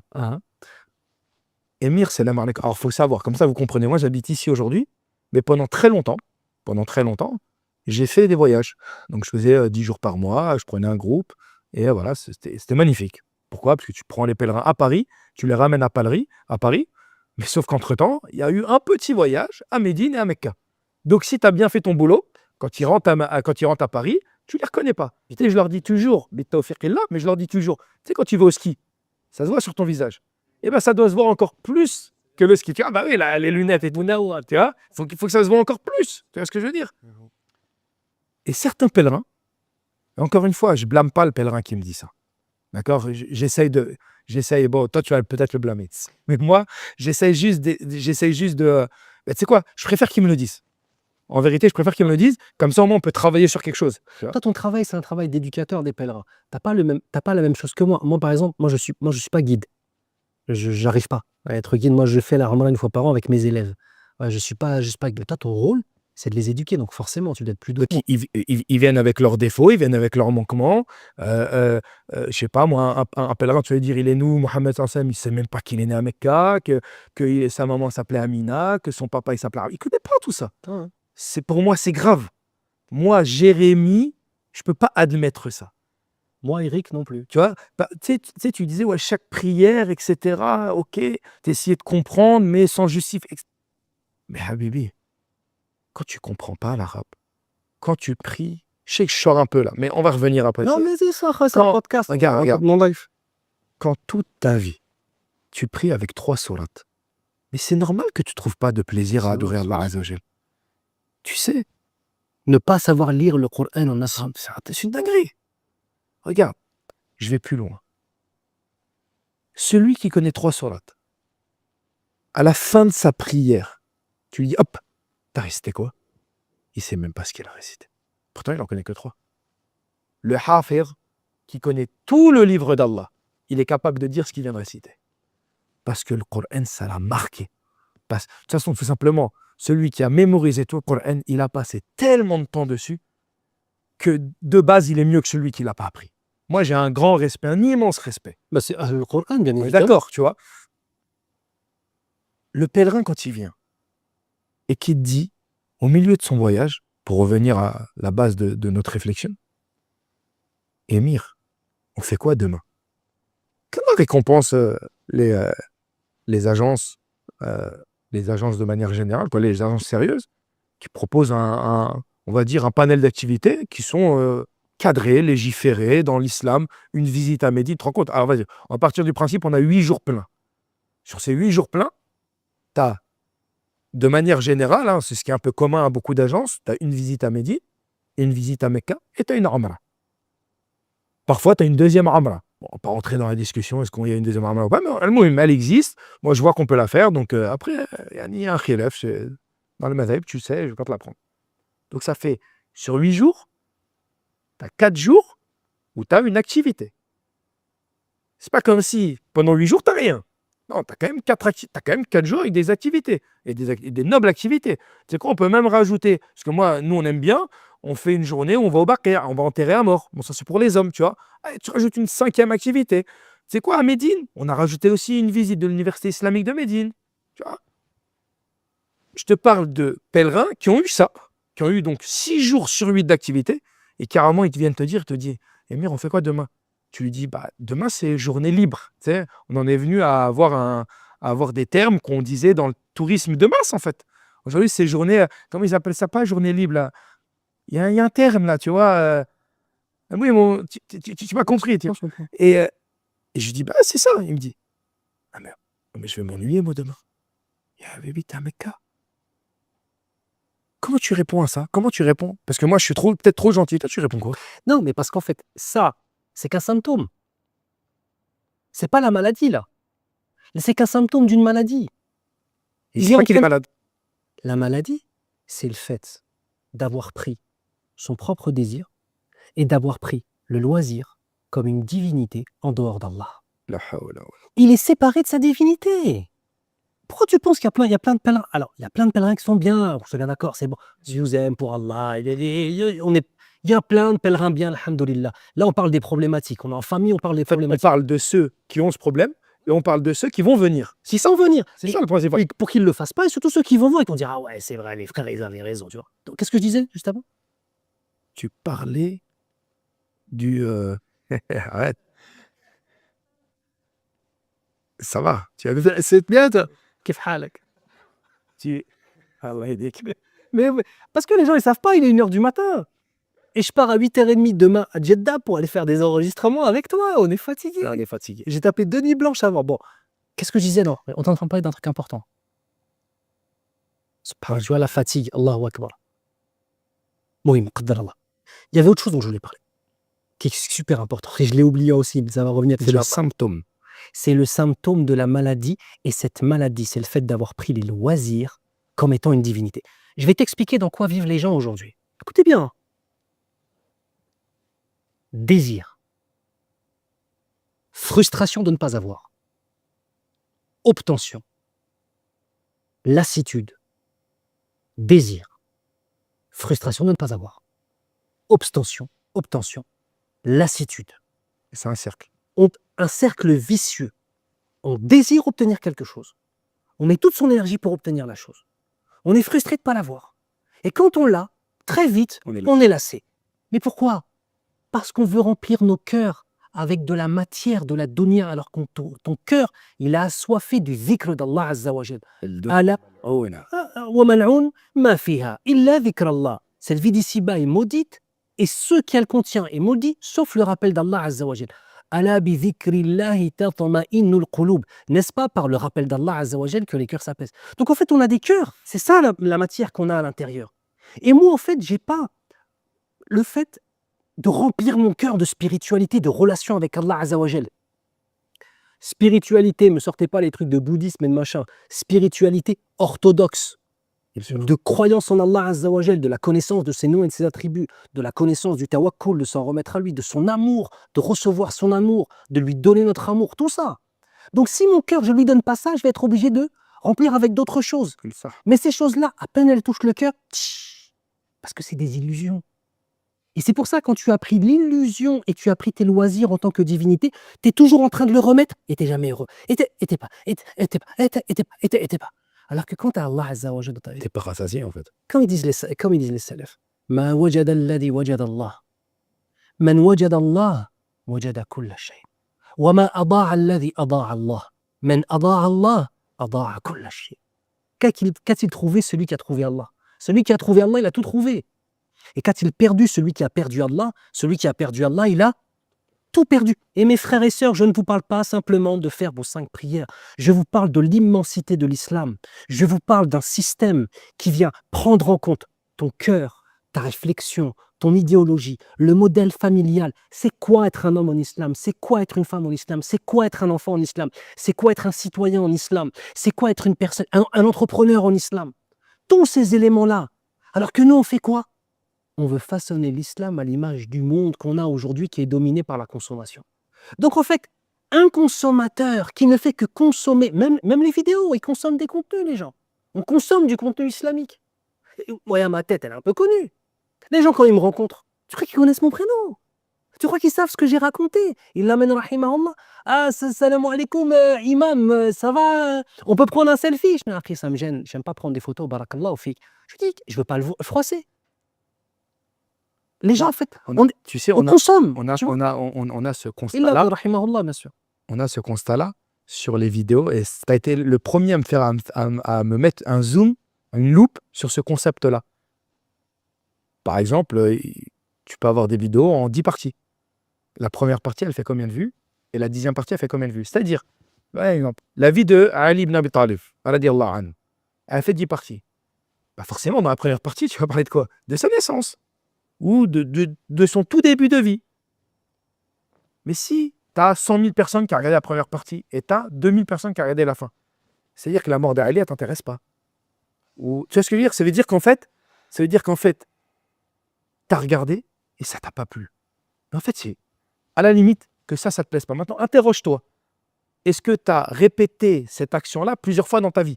Parce qu'à la limite, peut-être, allez, partons du principe que cet orateur-là, celui qui t'a parlé, ça t'a pas touché. Tu as voulu l'histoire d'Ali, elle t'a touché, mais tu as été la chercher chez quelqu'un d'autre. Donc, je ne parle pas de cette personne-là. Non, parce que nous-mêmes, on a des préférences parfois chez certains machaïrs, etc. On diminue pas la valeur d'un shir par rapport à l'autre, mais on préfère s'asseoir chez tel shir parce que ça, je sais pas, il te marque, tu vois, il te touche plus qu'un autre, d'accord? Mais si toi, tu fais partie de celui qui regarde toujours que la première partie de toutes les vidéos que tu as regardées, mais t'imprègnes dans ton cœur, en fait. Et déjà, Habibi, Déjà, il faut avoir envie de t'es en regarder. train de parler de YouTube, toi. Aujourd'hui, le contact avec l'islam, il se fait comment? Il se fait par TikTok, Akhil Karim. Même Insta, c'est devenu ringard. C'est bien parce que tu parles pas de Snapchat, vu que les gens me connaissent sur Snapchat. Ah, je connais pas Non. Snapchat, moi. Bah, critique pas alors, parce que c'est les gens. Critique pas, c'est vrai. Moi, tu veux que je te dise? Attends, tu veux que je te flaire? Tu sais, Snapchat, pour moi, c'est quoi? Je sais pas. Eh, excusez-moi, je connais pas. Pour moi, c'est un truc de vendeur de drogue, Snapchat. Ah. Non. Si, le mec a roubé, ils vendait de la drogue sur Snapchat, non? Non, mais c'est pas que ça. Wallah, je connais pas Snapchat. Non, mais c'est-à-dire, je connais pas. Oui, je sais, c'est des photos qui restent pas longtemps. Mais c'est bien Snapchat. Genre, il y a des imams sur Snapchat, c'est bien d'être sur Snapchat. Il y a du khir. Il y a du khir. Si regarde, Yacine, il est sur quoi? J'en sais rien. Sur Snap. Ah, Yassine, il est sur Emir, il est sur quoi? Snap. Sur Snap, baby. Non, mais ce que je veux dire, en fait, non, mais t'as Ça raison. peut aller sur Snapchat, sinon? Non, c'est pas possible. Non, sinon, non. Mais on les renverra. On le verra sur YouTube, qui renverront. Enfin bref. Ah. Tu sais, je vois ce que tu veux dire.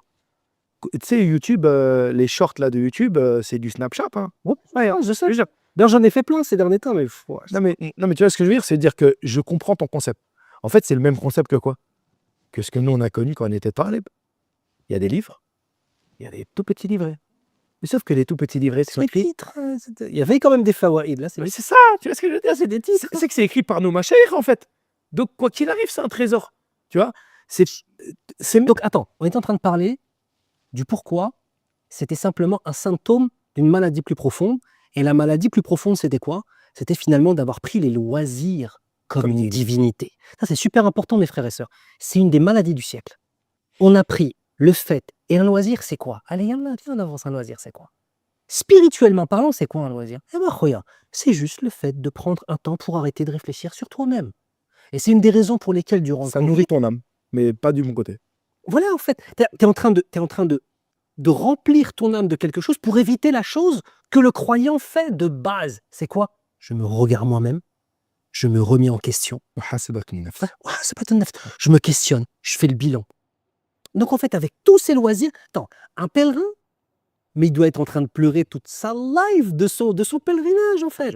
Et il y en a plein, attention, hein, masha'Allah. Il y en a plein. Moi, je vois des gens, ils sont lumineux à la Umrah. Il y a un autre truc dont je veux parler, s'il te plaît. Si on a fini sur ce point-là ou pas? Vas-y. Moi, nous, les du'at, on a commis une erreur. Et moi, j'ai commis cette erreur aussi. Et d'autres frères qui, dans les mosquées, parce qu'on dit quand je dis les du'at, parce que les gens, ils croient que, enfin, souvent, les gens pensent qu'à partir du moment où tu es sur YouTube ou sur Internet, T'es un derrière. c'est ça ta life. Oui, oui, d'accord. Non, ma life, c'est d'enseigner. Moi, je suis un enseignant, moi. Ouais. Moi, ce que je mets sur YouTube, sans exagérer, c'est même pas 1/100 de ce que je produis. C'est-à-dire, moi, YouTube, c'est les frères et sœurs, on partage certaines réflexions, certains éléments, mais j'espère bien qu'ils vont s'inscrire dans des instituts pour apprendre leur din, incha'Allah ta'ala. C'est le but souhaité. Bah ouais, c'est le but en tant que tel. Ce que je voulais dire, je suis déconcentré, je suis fatigué, il est trop tard. Qu'est-ce que disait Habibi? Oh ben là, je peux pas savoir ce que tu disais. J'ai pas deviné ce que tu disais quand même. Là, t'es trop fort. Hein. On fait trop tard, c'est trop tard là, le podcast là. Regarde, là, je suis fatigué, j'ai même pas la qahwa. Arrête, ils vont dire que j'accueille pas bien mon invité. Non, lui, mashallah, tabarakallah. Attends, on revient, je me reconcentre. Ya Rabbal Alamin. Je demande pardon. On a commis une erreur. Voilà des doigts. Tu sais c'est quoi? Tu sais ce qu'on a dit aux gens? Akhi, même si tu fais pas encore la prière de façon constante, même si tu es encore intéressé par des femmes, Je vois ce que tu veux dire. même si, viens faire la Umrah, ça va te changer. C'est vrai que la Umrah peut changer des cœurs. Mais en faisant ça, on a ramené des gens à la Mecque qui n'étaient pas prêts pour la Mecque. Exactement. Et j'en ai vu plein. Wallah, ils vendaient du bédo avant de venir, sont partis, et 3 mois après, ils revendaient du bédo. Tu sais que quand je fais le On a bilan, banalisé, en fait. quand je fais le bilan avec les pèlerins, je leur dis souvent, là, vous allez repartir. Au minimum, il y a 3 types de personnes. Il y a une personne qui va faire quoi? Qui va stagner. Donc, il va revenir comme il est parti. Mais si c'était quelqu'un de pieux, c'est pas grave. Mais, attends, tu vas comprendre. C'est moins grave que l'autre personne que je vais citer. Il y a celui qui va partir et qui va être pire qu'avant. Il y a celui qui va partir et qui sera mieux qu'avant. Si on n'en parle pas, c'est ça qu'il faut aller chercher. Comme dans toute adoration. On approche du mois de Ramadan. Le Ramadan, il doit nous amener à quoi? La'allakum tattaqun. Ah, c'est pas pour maigrir. C'est ça aussi, c'est un délire. Ça, on pourrait faire un podcast sur ça. Hein? Celui qui attend le mois de Ramadan, il se dit, comme ça, au moins, je vais pouvoir perdre du poids. Là, c'est un délire, ça. D'accord? La nia. La nia, elle est flinguée. Tu vois ce que je veux dire?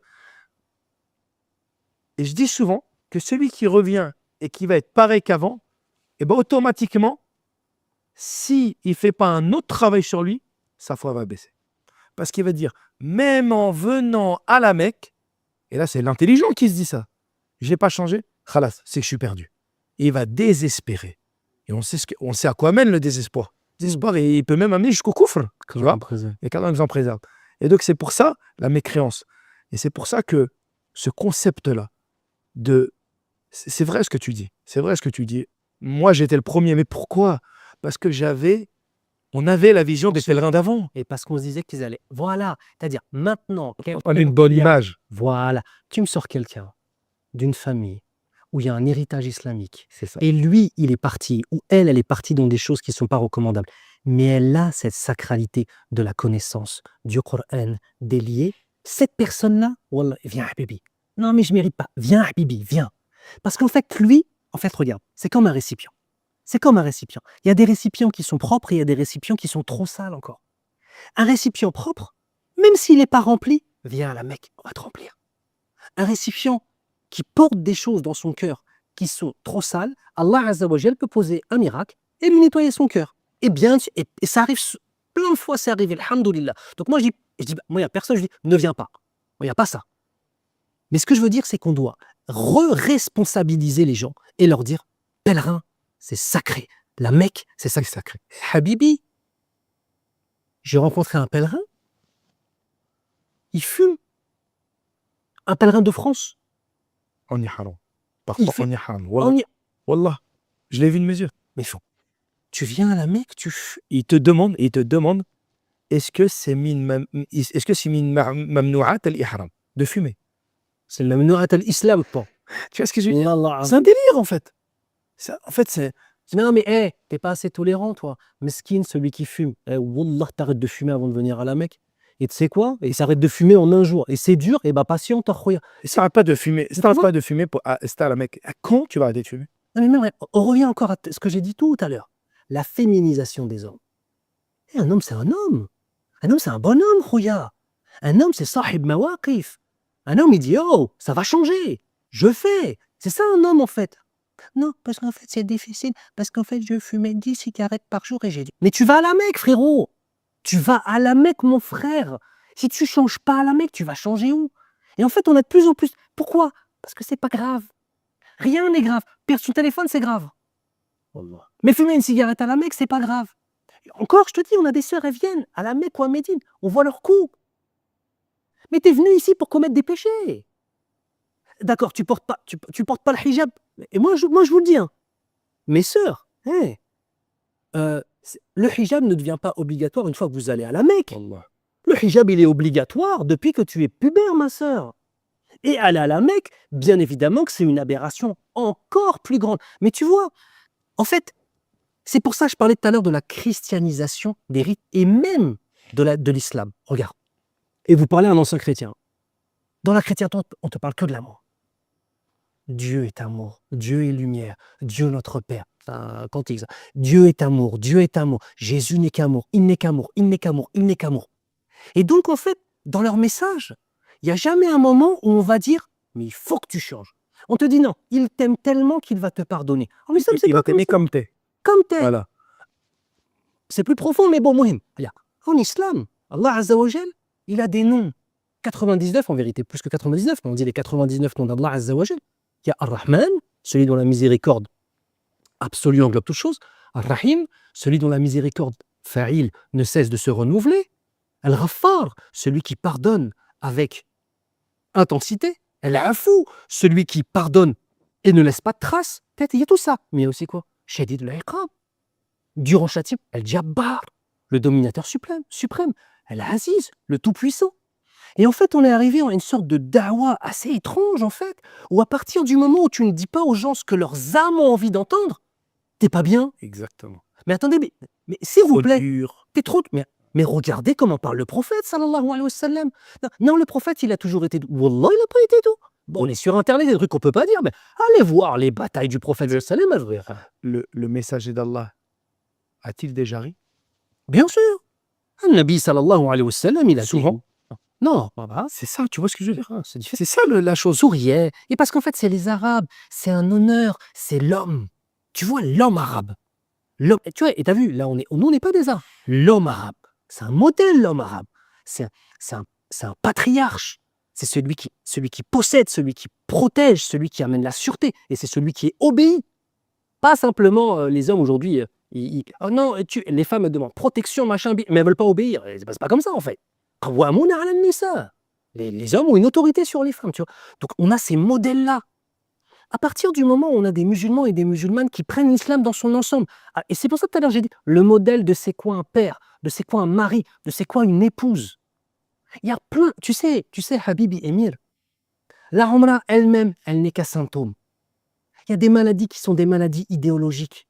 À partir du moment où tu es déraciné de ce qu'est l'islam, et à partir du moment où on va résumer l'islam à certains actes, à certains codes, et qu'en fait, on va se rendre compte que notre vie, notre travail, nos choix professionnels, nos choix financiers, nos choix d'études, nos choix de destination de vacances, nos choix d'éducation, nos choix de lecture, c'est les mêmes que des non-musulmans. Mais il y a un problème. Wallah, il y a un Voilà, comme dit nos comwaliadi, j'ai rien contre les non-musulmans. Mais je ne peux pas me dire qu'une personne... faut se démarquer. La ilaha, mais on a la ilaha illallah, on a le Coran al-Karim, la parole d'Allah Azza wa Jal. Et en fait, je vais avoir ça. Et je vais vivre comme une personne qui ne l'a pas reçu. Ah si, je vais parfois me prosterner un petit peu. Ce que je suis en train de dire, Habibi, excuse-moi, je parle beaucoup, mais c'est que on a de plus en plus... Tu vois un œuf, tu prends un œuf. Et tu fais avec une aiguille, tu perces en dessous. Il y a tout le jaune et tout le blanc. Et ensuite, tu le prends et tu le poses comme ça.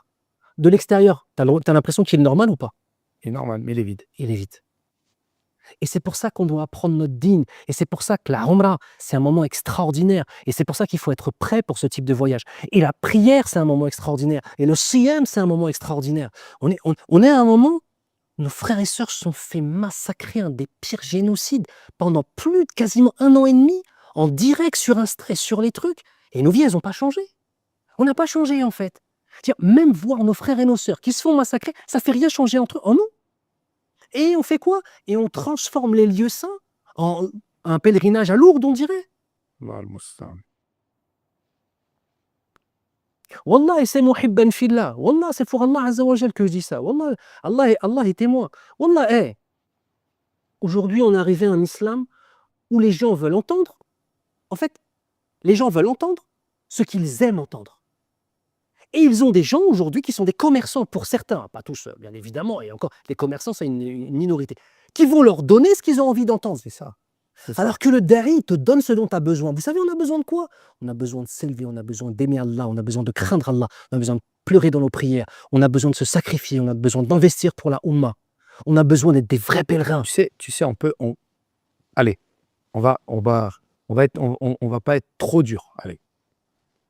On comprend que on ne reviendra pas en arrière. Le pèlerin 2025 ne sera pas comme le pèlerin 1980 ou le 1920, etc. Le temps a changé, d'accord? Aujourd'hui, les Umrahs sont plus courtes. Je ne sais pas si tu as remarqué. Ouais, c'est court, c'est court. Tu vois, c'est très court. C'est pour ça qu'on a fait plus long, nous. Tu vois, la Umrah est plus courte. Vas-y. Bon, c'est aussi une histoire pour pouvoir s'aligner toujours sur les mêmes tarifs, mais on va dire, la Umrah est plus courte, quoi qu'il arrive. Avant, le pèlerin, il venait, c'était 30 jours. Hein, Normal. 30 jours, 40 jours. Déjà, moi, La première fois que j'ai fait la Umrah, je suis venu c'était le mahar de mon épouse. C'était la dot de mon épouse. Et on avait fait tout Ramadan à Kasr Kanana. Tu vois l'hôtel Shuhada? Ouais. Il est encore Shuhada ou pas? Oui, il existe encore. Ouais. Juste après Shuhada, Kasr Kanana. Subhanallah. J'avais payé pour le mois entier la chambre. En France. Hein. Non, c'était pas en fait. Je me suis marié en euros quand même. J'avais payé mes culs. Miss. Monsieur, cheval, quoi. Non, c'était. J'avais. Allah a dit. J'avais payé 1100 €. Inch'Allah. Allahu Akbar. Je crois avec le billet d'avion. Hein. Tu sais, bon, ça peut faire. Tu sais, non, mais tu sais, ça pourrait faire encore d'autres podcasts, hein, le prix du Hajj, tu sais, les gens qui. Etc. Mais bon, on en parlera, c'est pas le sujet. Mais. Faut que tu m'invites en Umrah alors pour qu'on fasse d'autres. Inch'Allah, viens, tfadal. Marhaba, ya, tfaddal. Regarde, le truc, c'est quoi? C'est que. Moi, je veux bien m'adapter. D'ailleurs, c'est ce qu'on fait. Mais en fait, le problème, c'est quoi? C'est que il n'est pas rassasié. Le pèlerin n'est pas rassasié. Avant, il y avait une visite, il en veut 2. Quand il y en a 2, il en veut 4. C'est pour ça qu'il faut donner aux gens ce qu'ils ont besoin, pas ce qu'ils veulent. Mais tu sais quoi, je vais même plus loin. Dans la visite en elle-même. Ah oui, dans la visite en elle-même. C'est quoi une visite? Regarde, on parlait de la visite de Mecca, vu qu'on est à Mecca. C'est tu vas à Jebel Thawr, tu vas à Arafat, et tu finis par Jebel Nour. Ok? Le pèlerin, tu arrives à Jebel Thawr, tu lui racontes l'histoire de la hijra du messager d'Allah, en sachant que c'est... C'est la grotte dans laquelle le prophète sallallahu alayhi wa sallam s'est caché avec Abu Bakr Siddiq radiyallahu anhu. Médine est là, la Mecque est là, il part vers le sud pour se cacher, ensuite il part. Exactement. Donc, c'est un moment d'histoire, un moment qui a changé l'histoire du monde même. La hijra des cœurs, la hijra... Donc on parle de ça. Le réflexe du pèlerin, de manière générale, tu as parlé d'Abu Bakr, radiyallahu anhu, tu as parlé du messager d'Allah, bien évidemment, sallallahu alayhi wa sallam, tu as parlé de la hijra, tu as parlé de comment ils ont subi à Mecca, etc. Tu essaies de faire un rapprochement avec nos frères et nos sœurs à Raza aussi, mais ce qu'ils subissent, imaginez-vous ce que le messager d'Allah et les compagnons subissent, c'est encore plus fort que ça, histoire de donner un élément de comparaison, etc. Le pèlerin, il écoute tout ça, son cœur il bat. Tu vois ce que je veux dire? Ses poils, ils s'hérissent. Et t'en as un qui l'a dit, Émir, on peut monter. Pourquoi? J'ai trop envie de voir. J'aime bien les randos. J'aime bien les randos. Mais c'est quoi le rapport, là? On n'est pas dans la rando, là. Tu vois ce que je veux dire? T'arrives à Arafat, pareil. Tu parles. Ça rentre là, ça ressort là. À aucun moment, ça rentre dans ton cœur. Émir, faut qu'on aille pire. Wallah, par Allah. Wallah, je mens pas. T'as vu, à Arafat, il y a une allée de commerce, de petits commerces. C'est même pas des commerces, c'est boui-boui là. Petit boui-boui. Le Hajj ou le Hajj, d'accord, un peu les anciens, quand on va là-bas, certains ils m'ont dit, Émir, wallah, je pars pas tant que j'ai pas été au moins acheter un truc là-bas. Et c'était pas le but là en fait. Prends le taxi, vas-y.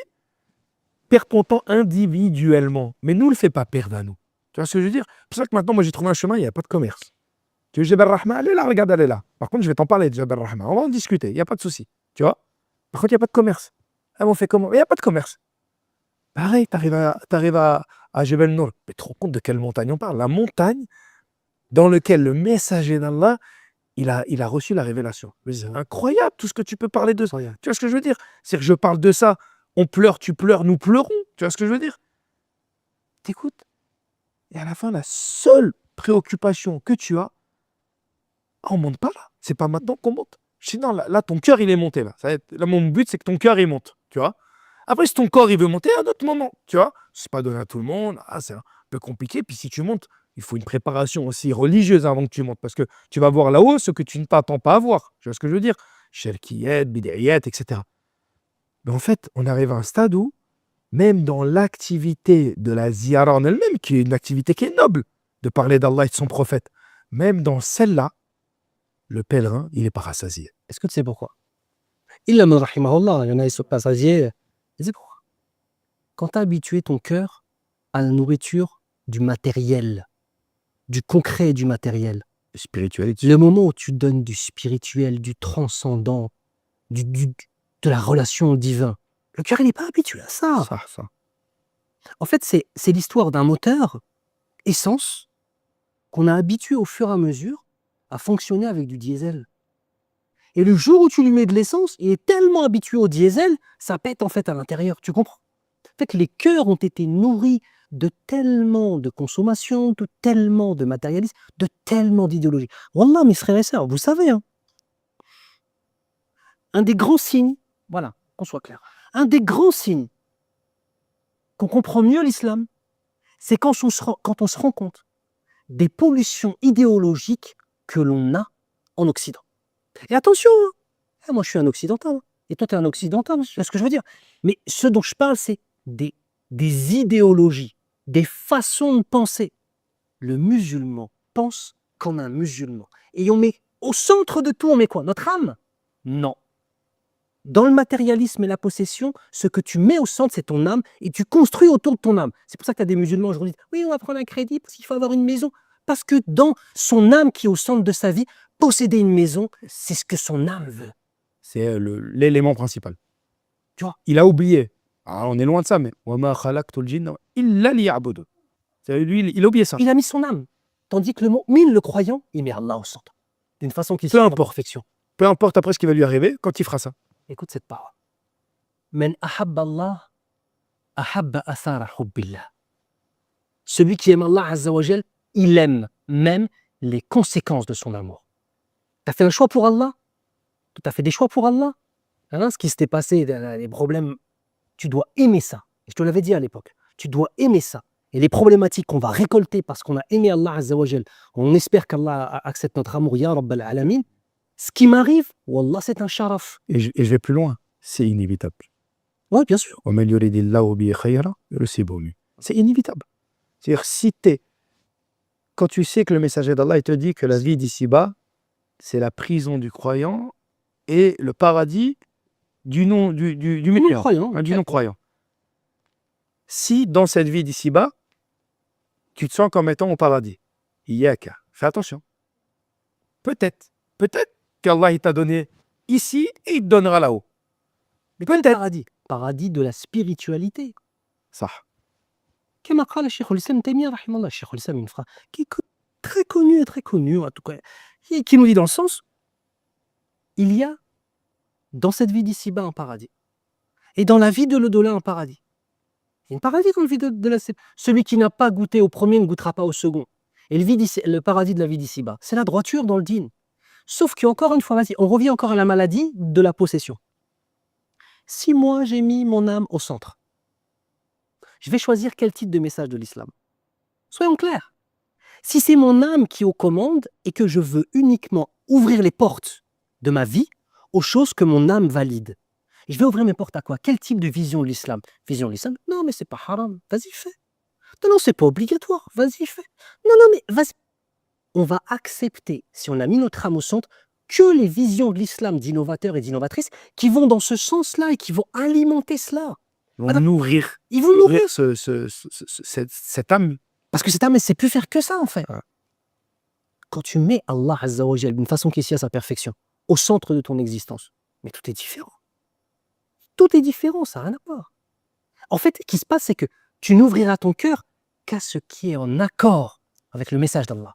Et le message d'Allah, c'est le Coran et c'est la sunna du prophète sallallahu alayhi wa sallam. C'est pas la philosophie, c'est pas ci, c'est pas ça, c'est pas les éléments idéologiques de telle chose ou de telle chose. Aujourd'hui, tu as des aberrations aujourd'hui. Tu as des gens, ils viennent, je suis un musulman laïque. Ouais, ça. Mais des aberrations. Le mec qui te dit musulman laïque, j'ai dit le mec, hein, et c'est volontairement, qui te dit musulman laïque, il n'a pas compris c'était quoi l'islam, il n'a pas compris c'était quoi la laïcité. Ouais, c'est ce qu'on avait nous à l'époque, musulmans pratiquants. Musulman pratique. Ouais. Je suis une musulmane féministe. Et puis mais t'as déjà lu sur le féminisme? Est-ce que tu es au courant qu'en fait ils t'ont utilisé? C'est une religion. Bien sûr, c'est une religion. D'ailleurs, je vais faire un séminaire, il va être gratuit, Inch'Allah, sur ma plateforme, spécifique sur le féminisme et sur le hijab, Inch'Allah ta'ala. Après Ramadan, comme ça, Inch'Allah, je vais le faire, Inch'Allah. Avant l'été. Avant l'été, Parce que l'été, on se dévoile. Ouais. Tu vois ce que je veux dire? Non, mais pour en revenir à l'aspect de ce podcast qui, de base, comment vous voulez l'appeler? Dubaï à la Mecque. Dubaï à la Mecque. Dubaï à la Mecque. En fait, pourquoi on avait choisi ce...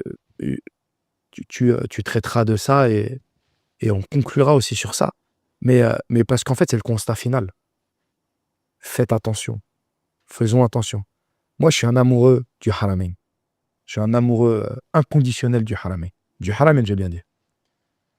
Mais en fait, des deux saintes mosquées. Mais en fait, de base, on devrait tous être des... En fait, ce que je dis, c'est n'importe quoi. Je suis musulman. Voilà, tu vois. J'aime prier. Non, mais c'est ça. J'aime jeûner.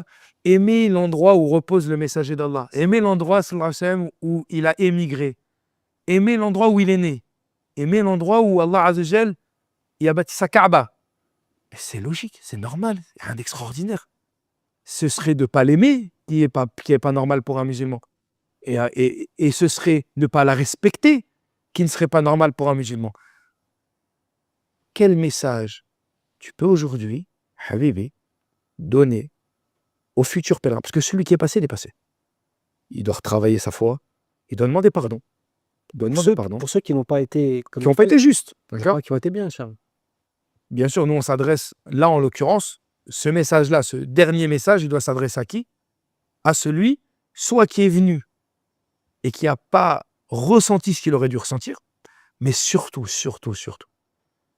aux centaines, on l'espère, aux milliers, on l'espère, de futurs invités d'Allah Azza wa Jal qui s'apprêtent à venir.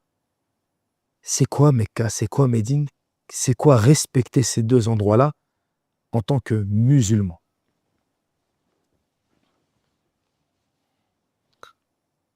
En fait, Mecca et Médine, c'est l'endroit où tu vas pouvoir te consacrer du matin au soir à l'adoration.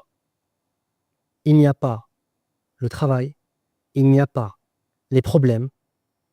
La seule chose que tu as à gérer, c'est ton âme et ta relation à Allah Azza wa Jal. Donc ça, c'est une occasion extraordinaire, unique.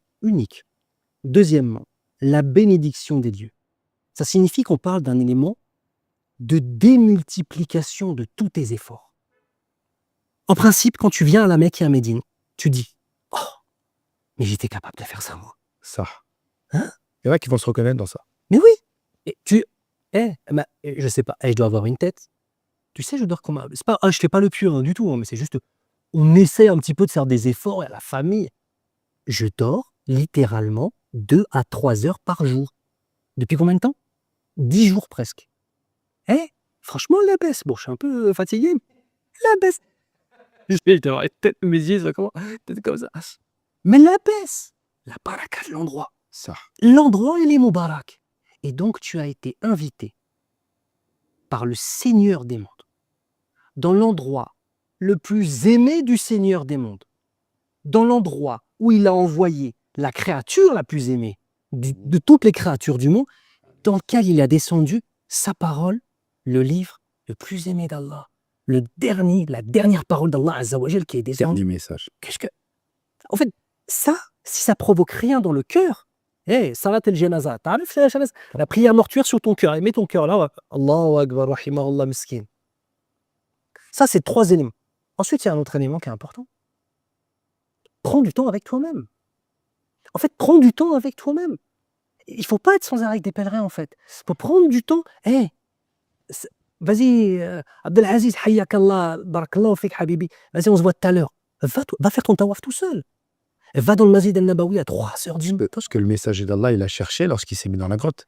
L'isolement. Exactement. Hey, quand tu vois la vie du prophète, T'es jamais seul. En fait. sallam. Ça, c'est un concept. T'es jamais seul. Ouais. Mais ça, il n'y a que le croyant qui le comprend, ça. Tu te confies à ton Seigneur. Ça. Tu te retrouves face à toi-même, sous l'égide, d'une façon qui c'est sa perfection, de ton Seigneur, qui te regarde, qui te voit, qui t'aime, qui te donne, qui dirige tes pensées. Les invocations, au lieu de... Je me filme en train de faire des invocations. Une fois, ça fait plaisir. Moi, j'ai... Tiens, on va en profiter. On demande à Allah Azza wa Jal qu'il fasse miséricorde à Naïm, Ya Rabbal Alamin, un membre de la famille à ma femme, qui était jeune, subhanallah, il est décédé d'un cancer il y a... Donc, le jour de la Umrah. Le jour de la Umrah, c'était ça. Il est décédé vendredi, rahimahullah, rahmatan wasi'a. Et donc, j'ai fait une Umrah pour lui. Et donc, j'ai fait une vidéo. Et j'ai envoyé à sa famille, voilà, qu'Allah lui fasse miséricorde, etc., etc. Je comprends qu'on puisse utiliser le téléphone dans ces moments-là. Mais sinon, le reste du temps, ton téléphone, tu le mets de côté. Et c'est ton Coran. Et si tu ne sais pas lire l'arabe, pose-toi des questions. Parce que si tu ne sais pas lire l'arabe, tu ne peux pas lire la parole d'Allah. C'est quand même un concept. Excuse-moi, petite parenthèse, tu connais mon amour pour la langue arabe, Hadini. Petite parenthèse quand même. Le Seigneur des mondes. Il a juste je le dis quand même, il a un institut, il est directeur d'un institut un institut en présentiel, mais aussi un institut En distanciel. en distanciel de l'apprentissage de langue arabe pour les non-arabophones de base. Et après, forcément, plus tu évolues et tu deviens après un Après les arabophone. sciences islamiques, etc. Exactement. Regarde. C'est quoi ce concept où on te dit, il y a un livre qui s'appelle le Coran, c'est la parole du Créateur des cieux et de la terre. Mais tu ne pourras la comprendre réellement qu'à travers le fait d'apprendre une nouvelle langue. Et que je me dise dans mon fort... que mes actes disent, parce que moi je vais peut-être pas me le dire, mais mes actes vont dire, Akhi, ce que tu me promets du fait que je vais pouvoir comprendre ce que dit Allah Azza wa Jal, ressentir mes prières, pouvoir mémoriser. Quand tu parles l'arabe, tu mémorises beaucoup, beaucoup plus de Coran facilement. Bien sûr. Tu comprends Salat al-Tarawih, tu comprends les savants quand ils te parlent en arabe. Tu viens au Masjid al-Nabawi, Masjid al-Haram, tu comprends tout ce qu'ils disent, tu peux apprendre ton dîn différemment. Tout ce que tu me promets par rapport à l'effort à faire pour la langue arabe, non. Non. Une fois, je parlais avec des témoins de Jéhovah qui étaient venus me voir. À l'époque, je travaillais à Boulogne. J'avais été imam. Tu te rappelles quand j'étais imam à Boulogne? C'était le début. Ouais. Une fois, je t'ai même remplacé. Enfin, non, je t'ai Sur Laylatul Qadr, je me rappelle. Oui, mais je t'avais aussi fait, tu sais, le jour où c'est tombé la même journée, l'Eid et le Jumu'ah. Et t'avais fait le Jumu'ah. Vous avez fait le Jumu'ah, ouais. Ah, mais ce qui est marrant. Tu m'as mis en galère. Ah, moi, les frères, on dit, c'est toi qui me remplace. Ça est pas. Et donc, qu'est-ce que je disais par rapport à Boulogne? Les témoins de Jéhovah. Ils viennent me voir, ils me parlent. Oui, Dieu nous dit dans la Bible et tout. J'ai écouté. Moi, déjà, vous parlez de Dieu. Je vous invite à vous asseoir, je vais vous servir un café. Moi, déjà, vous et moi, vous, monsieur, c'était un monsieur et une dame, on est plus proches, vous et moi, que par exemple un maghrébin laïque qu'on n'a rien à faire de l'islam. C'est-à-dire, vous avez une foi en Dieu. Moi, j'ai une foi en Allah Azza wa Jal, le seul, l'unique, sans associé, le vrai, al-haq. Vous avez une foi, vous dites Dieu. On va en parler. Mais déjà, tu mérites que je te donne de l'attention. Viens, on se pose. Et on parle, et il me cite un verset. 1, 2, 3, et il cherche dans sa Bible, et je dis, mais vous n'avez pas mémorisé Il dit, bah non. Je dis, bah nous, les musulmans, Ils m'ont eu d'accord. et pourtant, Jésus dit dans la Bible, celui qui ne m'aime pas n'a pas conservé ma parole. Il dit, vous lisez en français? Attendez, s'il vous plaît, récitez-moi le verset en araméen, s'il vous plaît. La langue de Isa. Il me dit, on n'a pas la Bible en araméen. Ah. J'ai dit, Wallah, écoutez-moi bien. Je vous jure que si j'étais un chrétien, j'apprendrais l'araméen. Comment vous pouvez être chrétien et pas apprendre l'araméen? Tu vois le concept? On est musulman, on n'apprend pas la langue arabe, ya habibi. Ah, ça, moi, c'est au-delà Eric, Jérémy. Ce que je veux dire. Mais c'est un concept. C'est incroyable. C'est sincèrement, même si on en rigole souvent, de nos débuts en langue arabe. D'accord? Mais en finale, c'est pas si dur que ça. Bah non. Pourquoi? Parce que tu chemines vers Allah.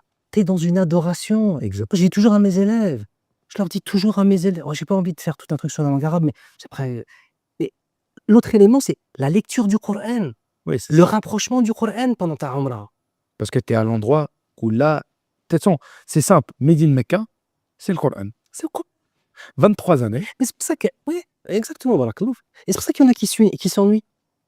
Ils ont tellement été habitués à remplir leur cœur d'éléments superficiels que.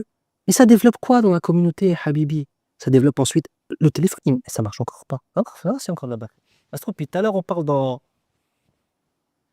Ça marche. Ça marche? Alhamdoulilah. Ouais, t'aurais bien qaddar S. Tu sais le nombre de fois que ça m'est arrivé avec ton Hassid? Des podcasts entiers sur le torsil et tu vas faire ça enregistrer. Les anges. bien la discussion. Voilà. Alhamdoulilah. Ouais, le malaïka yaktubu, Inch'Allah. Yusajjilullah. Allah, il enregistre. Un autre élément qui est important durant la Umrah aussi, ça va être les compagnons de Umrah. Les compagnons de Umrah. Trouve des Ubbad. Trouve des gens, Inch'Allah, que tu estimes mieux que toi. Et essaie de les suivre dans leur rythme. Essaye. Choisis-la avant de partir. Bah oui. Choisis ton guide. Choisis ton guide. Tu vois. C'est des concepts. C'est des concepts. Non, Habibi. Regarde. On n'est pas des ingrats. Il y a plein d'agences qui font les choses très très bien. Qu'Allah les récompense. Il y a plein de guides qui sont exceptionnels. Qu'Allah les récompense aussi. Et il y en a d'autres qui sont dans un niveau qui est différent. Moi, je demande à Allah Azza wa Jal de nous inspirer le fait de pouvoir et de savoir rediriger les pèlerins, non pas vers ce qu'ils veulent, mais vers ce dont ils ont besoin. C'est ça la solution. Et c'est ça en fait, tu vois, le guide, ou l'imam, c'est non, mais le terme, le guide. guide.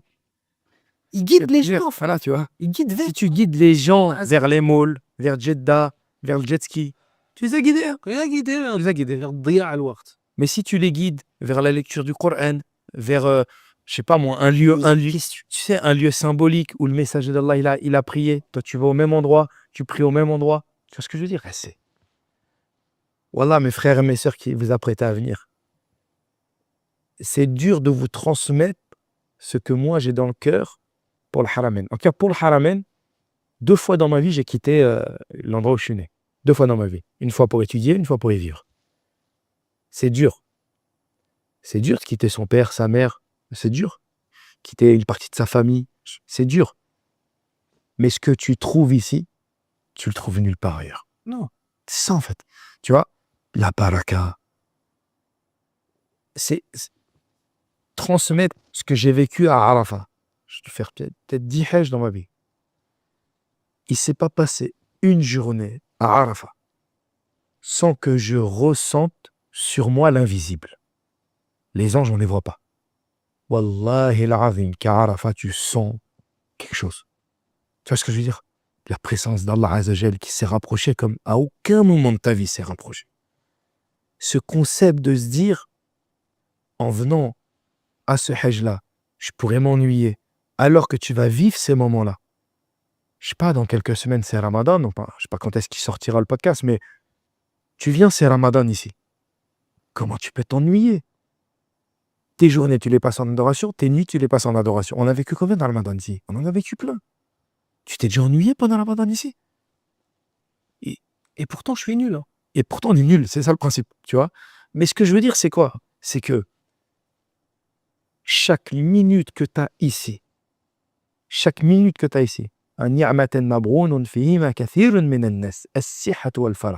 as dit tout à l'heure, ici, il y a 2 bienfaits que les gens ils vont négliger. Et ça, regarde le concept. Quand vous allez venir ici, de manière générale quasiment, soit tu es en congé payé, soit tu es en retraite. Tu es payé pour venir ici. C'est un délire ou pas? C'est un délire. On te donne de l'argent. Va dire ça à un Bengali, va dire ça à un Pakistanais. Va lui dire, lui qui a économisé toute sa vie, quand il vient ici, il n'est pas payé. Toi, tu as payé, mais on te paye. Tu vois ce que je veux dire? Mais c'est un délire. Tu viens, tu es payé, et tu arrives à ne pas ressentir la baraka du lieu, du moment. Ou alors on la ressent, mais simplement à la lumière du niveau religieux qu'on avait. C'est-à-dire, le lieu ne nous a pas transcendés. Tu sais, subhanallah, je me rappelle, j'ai mon frère et ma soeur qui sont venus avec moi, là, tu vois. Première fois qu'ils viennent. Enfin, je lui dis, tu sais, La première fois que je suis venu ici, c'était en 2003. 3, ouais.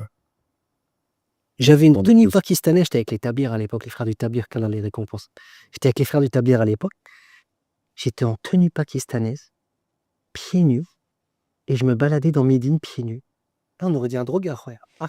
Non, mais tu sais que ça, quand je repense aux scènes, et on avait pas les téléphones à l'époque, que des dossiers. J'étais... Et je marchais, et je m'asseyais, et je regardais la mosquée comme ça. Après, tu sais, à l'époque, Raouda, tu te rappelles, Raouda, on rentrait, on faisait 2 rak'ah, on repartait, on faisait 2 rak'ah dans Raouda, 2 rak'ah dans Raouda, sans arrêt, normal. Un des jardins du paradis qui est dans la mosquée du prophète, sallallahu alayhi wa sallam. c'est Un des derniers conseils, c'est ouvrez vos cœurs à l'endroit. C'est de côté le paraître, en fait. Humiliez-vous devant Allah subhanahu wa ta'ala. En fait, on est là, on est venu ici pour goûter à quelque chose. Ah oui, s'il vous plaît. On vient pas à la, on ne vient jamais à la Umrah pour recharger les batteries. La définition même d'une batterie, c'est qu'elle a une vie. Hein, elle a une durée de vie qui est temporaire et qu'elle ne cesse de se vider. Le musulman, il vit pas en mode batterie, plein, vide, plein, vide, plein, vide. Ça, c'est dalal. ça doit jamais être vide. Non, c'est plein, un peu moins parfois, plein, nouvelle étape. Un peu moins, plein, nouvelle étape. Chaque Ramadan, c'est une étape. Chaque Umrah, c'est une étape. Donc, mes frères et sœurs, je pense qu'on va s'arrêter là parce que là, ça fait longtemps qu'on va. Tentons au maximum d'être à la hauteur de cette invitation. Prenons suffisamment de recul pour nous analyser. Prenons suffisamment de recul pour comprendre que quand je viens à Médine, quand je viens à Mecca, c'est un tournant dans ma vie. Et ne laisse jamais le diable t'avoir qui va te dire « Non, mais n'y va pas parce qu'après tu seras obligé. » Inch'Allah, tu seras obligé. Ouais, tu étais déjà obligé avant en vérité. Mais Inch'Allah, tu seras obligé. Parce que l'homme a parfois besoin d'une main bienveillante qui le prend et qui l'amène dans un endroit. Et cet endroit-là, il va l'amener à un autre. Il y a une règle. Chaque porte du bien ouvre une autre porte du bien. Exactement. Et chaque porte du mal ouvre une autre porte du mal. Qu'Allah nous accorde le fait, Ya Rabbal Alamin, de pouvoir être des invités d'Allah Azza wa Jal et de tenter au maximum, Ya Rabb, d'être à la hauteur de cet honneur. On va juste essayer d'être à la hauteur de l'honneur. On ne sera pas à la hauteur de l'endroit. T'as vu? On ne sera pas à la hauteur de l'invitation. Juste l'honneur que j'ai eu d'être invité. Waouh! Il y a des gens là, ils sont partis en Thaïlande, Khoya. Et moi, Allah Azza wa Jal m'a permis de mettre un vêtement de l'ihram dans les serres marronnes.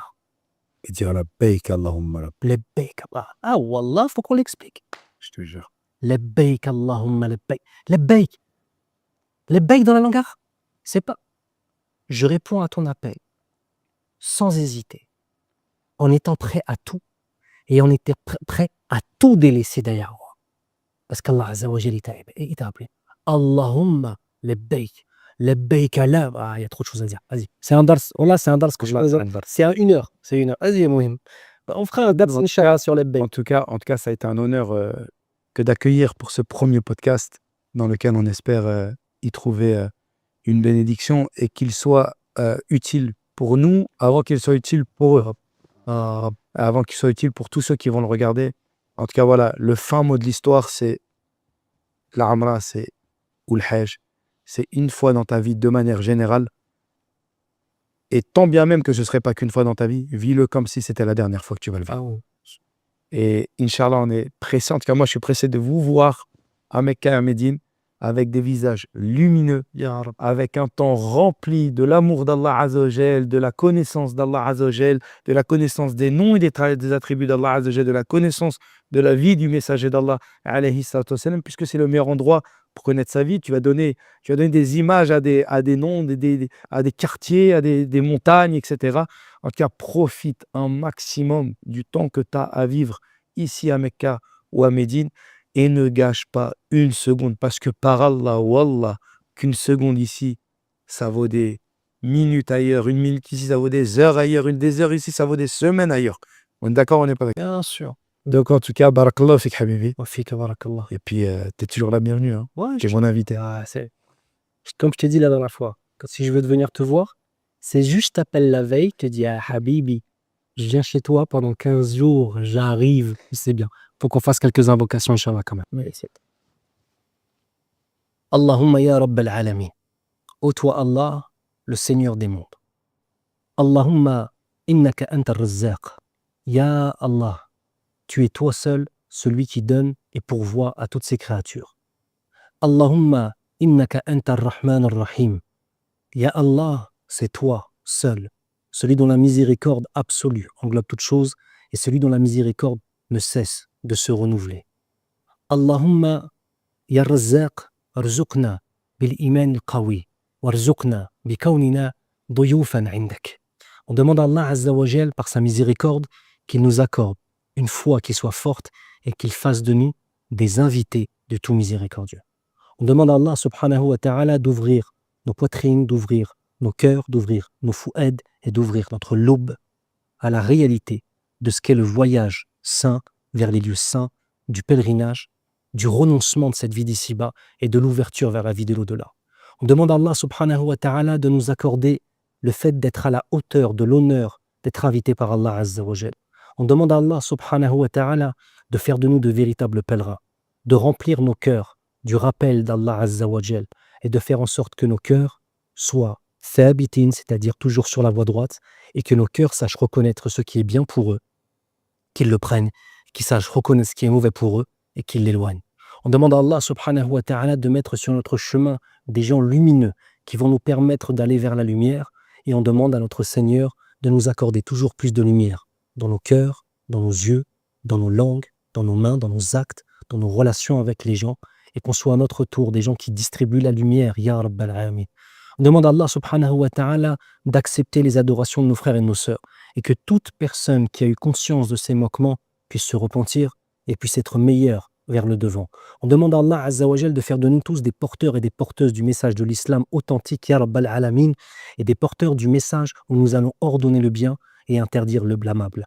On demande à Allah subhanahu wa ta'ala de nous accorder la compagnie et la faveur d'être en la compagnie des pieux et des pieuses, et de nous accorder le fait de pouvoir rencontrer des modèles qu'on prendra comme modèles dans nos existences. On demande à Allah subhanahu wa ta'ala de nous faire parvenir une part de la lumière qu'il a donnée à cette communauté et de nous donner l'honneur d'être toujours au service de cette communauté. On demande à Allah Azza wa Jal de faire miséricorde à tous nos frères, à toutes nos sœurs qui ont été massacrés à travers le temps, à travers les siècles et à travers cette année plus précisément, à la fois en Chine, à la fois à Gaza, en Palestine, à Gaza, en Cisjordanie, mais aussi nos frères et nos sœurs ouïghours et nos frères et nos sœurs rohingyas et nos frères et nos sœurs aussi qui sont au Congo, on a aussi des musulmans là-bas. On demande à Allah subhanahu wa ta'ala de leur faire miséricorde et qu'il y ait dans nos cœurs une lumière pour eux, une flamme d'envie de défendre nos frères et nos sœurs, Ya Rabbal Alamin, et qu'il nous accorde le fait de pouvoir vivre, nous développer, avoir des enfants en étant musulmans, nés musulmans, vivre musulmans, mourir musulmans, Oui. et d'accéder au plus haut degré du paradis avec le prophète sallallahu alayhi wa sallam.